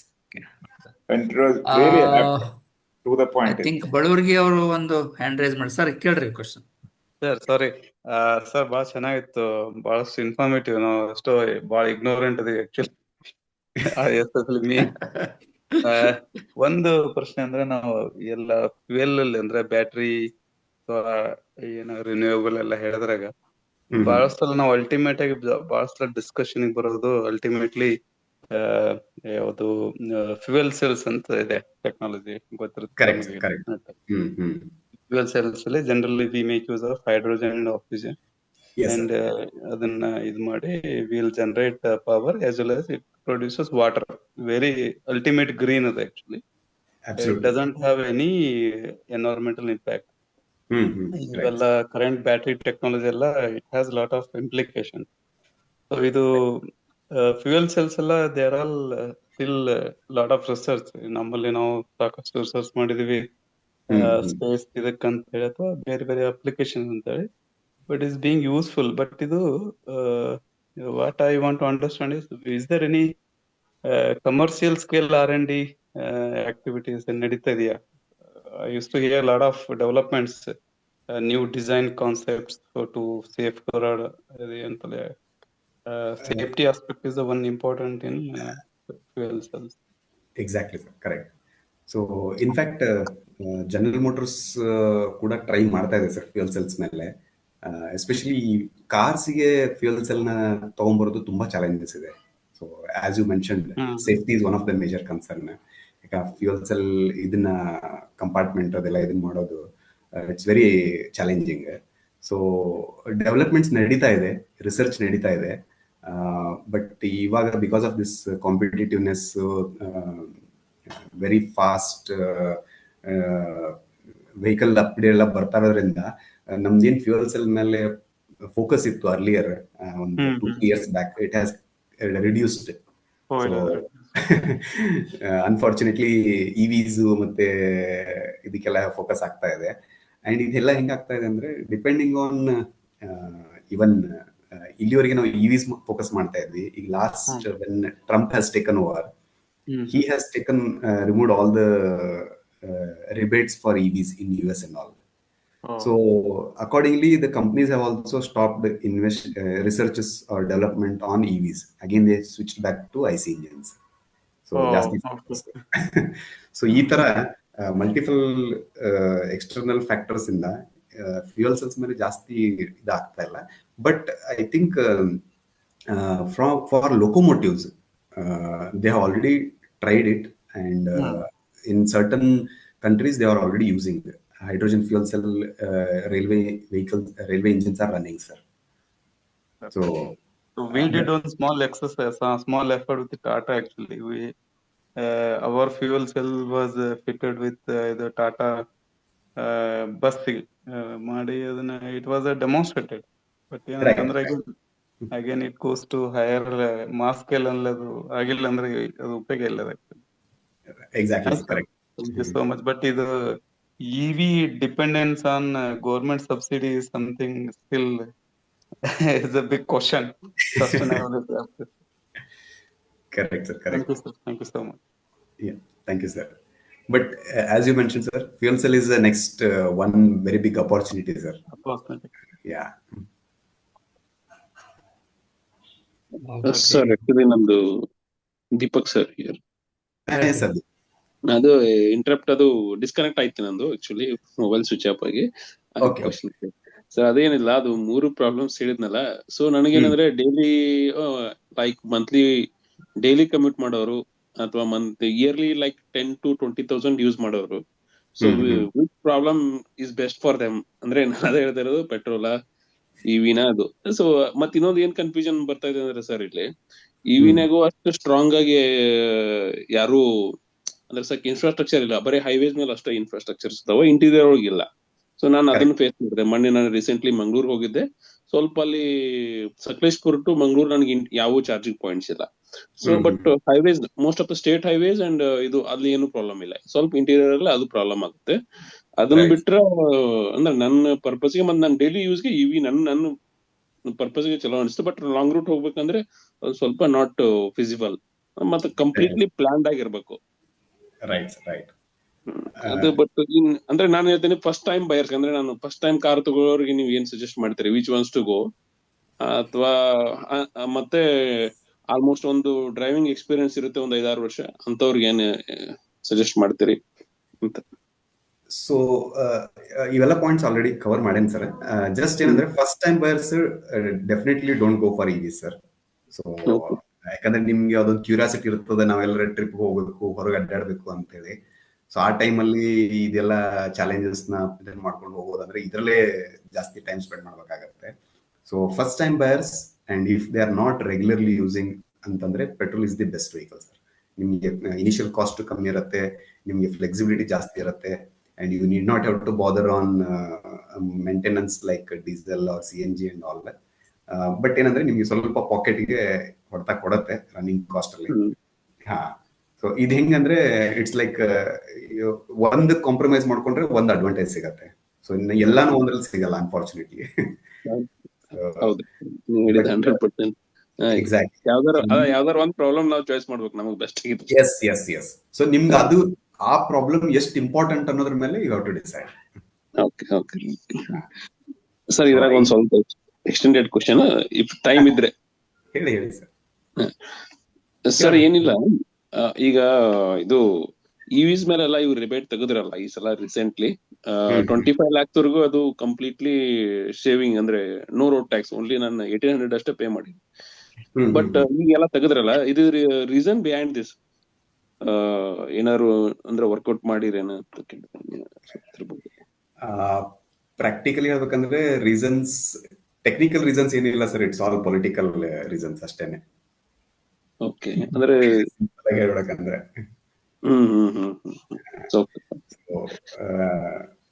ಕೆಲವೊಂದ್ ಕಡೆ ಅದೇ it's all political. Party what is their advantage ಅದೆಲ್ಲ ನೋಡ್ತಾರೆ. Nobody is bothered for overall country ಅಥವಾ ಜನರ ಕನ್ವೀನಿಯನ್ಸು, ರಿನ್ಯೂವಬಲ್ ಎನರ್ಜಿ ಯೂಸ್ ಮಾಡೋದ್ರ ಬಗ್ಗೆ, ಅದ್ರ ಬಗ್ಗೆ ಜಾಸ್ತಿ ಥಿಂಕ್ ಮಾಡಿದ್ರೆ ಇದೆಲ್ಲ ಇರಲ್ಲ. But as far as I know it's all political reason sir. Okay sir, thank you sir, thank you sir. Overall session ನಾನು ಮಿಡ್ಲ್ ಅಲ್ಲಿ ಜಾಯ್ನ್ ಆಗಿನಿ, ಬಟ್ ಅಲ್ಲಿಂದನೂ ನಮ್ಗೆ ಬಾಳ ಅಂದ್ರೆ ಥಾಟ್ಫುಲ್ ಇನ್ಫಾರ್ಮೇಟಿವ್ ಐತಿ. ಕೆಲವೊಂದಿಷ್ಟು ಪಾಯಿಂಟ್ಸ್ ನಾನು ಕಾರ್ ಬೈ ಮಾಡ್ಬೇಕಾದ್ರೆ ಗೊತ್ತಾಗಿರ್ಲಿಲ್ಲ, ಬಟ್ ಈ ಸೆಷನ್ ಇಂದ ಒಂದು ಗೊತ್ತಾಯ್ತು. ನಾನು ರೆಕಾರ್ಡೆಡ್ ನೋಡ್ತೀನಿ. ಮಾಡ್ತೀವಿ sir, you will get it in YouTube very soon. Yes sir, good. Thank you. I think in the available time ಅಲ್ಲಿ ನೀವು majority of the questions answer ಮಾಡಿ ಟ್ರೈ ಮಾಡಿರಿ. ಅದಲ್ಲದೆ ಯಾರಾದರೂ ಕ್ವಶನ್ಸ್ಗಳು ಇದ್ರೆ ಅವ್ರು ನಮ್ಮ UKSL ಮೆಂಬರ್ ಇದ್ರೆ definitely they can approach back to Prakash in the channels. ನಮ್ಮದು ಅದು ನಮ್ಮ ಚಾನೆಲ್ಸ್ ಅದಾವ, ವಾಟ್ಸಪ್ ಚಾನೆಲ್ಸ್ ಅದಾವ, ಅಲ್ಲಿ ಕೇಳ್ಬೋದು. Okay, let me do the concluding part. ಒಂದು ಮಾತಿನೊಳಗೆ ನಾ ಹೇಳ್ಬೇಕಂದ್ರೆ, ಇದು ನಿಮ್ಮದು ಸೆಷನ್ ಹೆಂಗಿತ್ತಂದ್ರೆ from the bird view to eye view ಅಂತ, ಅಂದ್ರೆ ಪಕ್ಷಿ ನೋಟದಿಂದ ಅಕ್ಷಿ ನೋಟದವರೆಗೆ ಅಂತ. ಪಕ್ಷಿ ನೋಟ ಅಂದ್ರೆ ಅದು ಟಾಪ್ ನೀವು ಬಂದ್ರಿ, ಮೊದಲ ಹಿಸ್ಟ್ರಿ ಬಗ್ಗೆ ಹೇಳಿದ್ರಿ, ಆಟೋಮೊಬೈಲ್ ಅಂದ್ರೆ ಏನು ಅಲ್ಲಿಂದ ಚಾಲೋ ಮಾಡಿದ್ರಿ ಬೇಸಿಕ್ಕಿಗೆ. ಆಮೇಲೆ ಟೈಪ್ಸ್ ಆಫ್ ಕಾರ್ಸ್ ಬಗ್ಗೆ ಹೇಳಿದ್ರಿ, ಆಮೇಲೆ ಯಾವ ಫ್ಯೂಲ್ ಯೂಸ್ ಮಾಡಬೇಕು ಅದೆಲ್ಲ ಹೇಳಿದ್ರಿ. ಅದೆಲ್ಲ ಹೇಳ್ಕೊಂತ ಬಂದು ಇಷ್ಟು ಡೀಟೇಲ್ ಬಂತಲ್ಲ. ಅಕ್ಷಿ ನೋಟ ಅಂತ ಯಾಕೆ ನಾವು ವರ್ಡ್ ಕೊಟ್ಟೆ ಅದನ್ನಕಂದ್ರೆ, ನಮ್ಮ ಕಣ್ಣಿಗೆ ಕಾಣೋದು. ನಾವು ಬಂದ ಕೂಡಲೇ ಇದನ್ನ ಆಫ್ ಮಾಡಬಾರ್ದು, ಆಮೇಲೆ ನಾವು ಇದನ್ನ ಬ್ಯಾಟ್ರಿ ಡಿಸ್ಕನೆಕ್ಟ್ ಮಾಡಿ ಇಡಬೇಕು. ನಿಮ್ಗೊಂದು ಎಕ್ಸಾಂಪಲ್ ಕೊಡ್ತೇನೆ. ನಮ್ಮ ಅಪಾರ್ಟ್ಮೆಂಟ್ ಒಳಗೆ ನಮ್ಮ ಒಬ್ರು ಅಂಕಲ್ ಇರ್ತಾರ. ಅವರು 6 ತಿಂಗಳಿಗೊಮ್ಮೆ ಮಗಳ ಕಡೆ ಹೋಗ್ತಾರ. ಅವಾಗ ಕಾರ್ ಕಿಲಿಕೆ ನನ್ನ ಕಡೆ ಕೊಟ್ಟು ಹೋಗ್ತಾರ ಅವ್ರು. 2 ದಿವಸಕ್ಕೊಮ್ಮೆ ಅದನ್ನ ಆನ್ ಮಾಡಿ ಆಫ್ ಮಾಡ್ಬೇಕು. ಹಂಗ ಅಂದ್ರೆ ಏನು, ಈ ತರ ನಾವು ಚಲೋ ನಮ್ಮ ಗಾಡಿಗಳು ಮೇಂಟೈನ್ ಮಾಡಿದ್ರೆ ಅಂದ್ರೆ ನಮ್ಗೆ ಅನುಕೂಲ ಆಕೈತೆ ಅನ್ನೋದನ್ನ ಈ ಒಂದು ಏನ್ ತತ್ವ ಅದಲ್ಲ ಅದನ್ನ ಬಹಳ ಚಲೋ ಹೇಳಿಕೊಟ್ರಿ. ಆಮೇಲೆ ಅದೇ ಹೇಳಿದ್ರಲ್ಲ, ಇದು ರನ್ ಮಾಡೋದು, ಆಮೇಲೆ ಟೈರ್ ಪ್ರೆಷರ್ ಹೆಂಗೆ ಇಟ್ಕೋಬೇಕು, ಅವೆಲ್ಲ some are the very very simple points ಅವು ನಾವು ಮೇಂಟೈನ್ ಮಾಡೋದ್ರಿಂದ ನಮ್ಮ ವೆಹಿಕಲ್ನ ಚಲೋ ಉಳಿತ ಅಂತ ಭಾಳ ಚಲೋ ಹೇಳ್ಕೊಟ್ರಿ. ಆ್ಯಸ್ ಅರುಣ್ ಹೇಳ್ದಂಗೆ ನೀವು ಆಟೋಮೊಬೈಲ್ ರಿಸರ್ಚ್ ಬಗ್ಗೆ ಡೀಟೇಲ್ ಆಗಿ ಇನ್ನೊಂದು ಸೆಷನ್ ಮಾಡೋಣ ಅಂತ. ಸ್ವಲ್ಪ ಟೈಮ್ ತಗೋರಿ ಅದಕ್ಕೆ, ಯಾಕಂದ್ರೆ ಇದನ್ನ ನಾನು ನಿಮ್ಗೆ ಪಾಪ ಒಂಥರ ನಿಮ್ಗೆ ಒತ್ತಾಯ ಮಾಡಿ ಮಾಡಿಸ್ದಂಗೆ ಆಗಿತ್ತು, ಮನಿ ತೊಂದರೆ ಇತ್ತು ನಿಮಗೆ. But you did it very well sir, hats off to you ಹೇಳ್ಬೇಕಂತಂದ್ರೆ. ನಿಮ್ಮ ಅವೈಲಬಲ್ ಟೈಮ್ ಒಳಗೆ ಭಾಳ ಚಲೋ ಮಾಡಿದ್ರಿ. Thank you all from all of us. One point, Raj, one point. Yeah. To Prakash Datnal. Prakash, I am requesting again for research is it will clarify a lot of dilemmas for all the students who are confused which field to take. And that one discussion that you're going to have will answer all the domain related questions, including computer science. So it's a sincere request, cover madri, and fulfilling many of the students' dreams and help them think in the right direction and get the job. ಎಲ್ಲರೂ ಏನ್ ತಗೊಂಡ್ರ ನಾವು ಇದಂತ ತಗೊಂಡ್ರೆ ಅಷ್ಟು job ಸಿಗ್ತಾವ ಅಂತ ತಗೊಂಡ್ರ, but there so much you have done here which many of us we don't know, and they can get specialized in ಅದಕ್ಕೆ. Okay, sorry to repeat it, but this is our request. Okay, Prakash, over to you, Raj. Yeah, it's a good session overall then. Okay, as a good participation also, it was quite interactive. We like that, and I request all the participants to attend all the webinars and support the UKSL initiatives. Okay. Yeah. Thank you all once again. Thank you. Thank you all, sir. Thanks, Prakash. Success criteria andre any session that stretches beyond 9 o'clock is successful. Simple. In measure model now success we never. Very good measure. Very good measure. If there are questions, it is going beyond 9 o'clock. It is successful. Done. Okay. Yes. Okay. Bye. Okay. Thank you all. Thank you so much, everyone.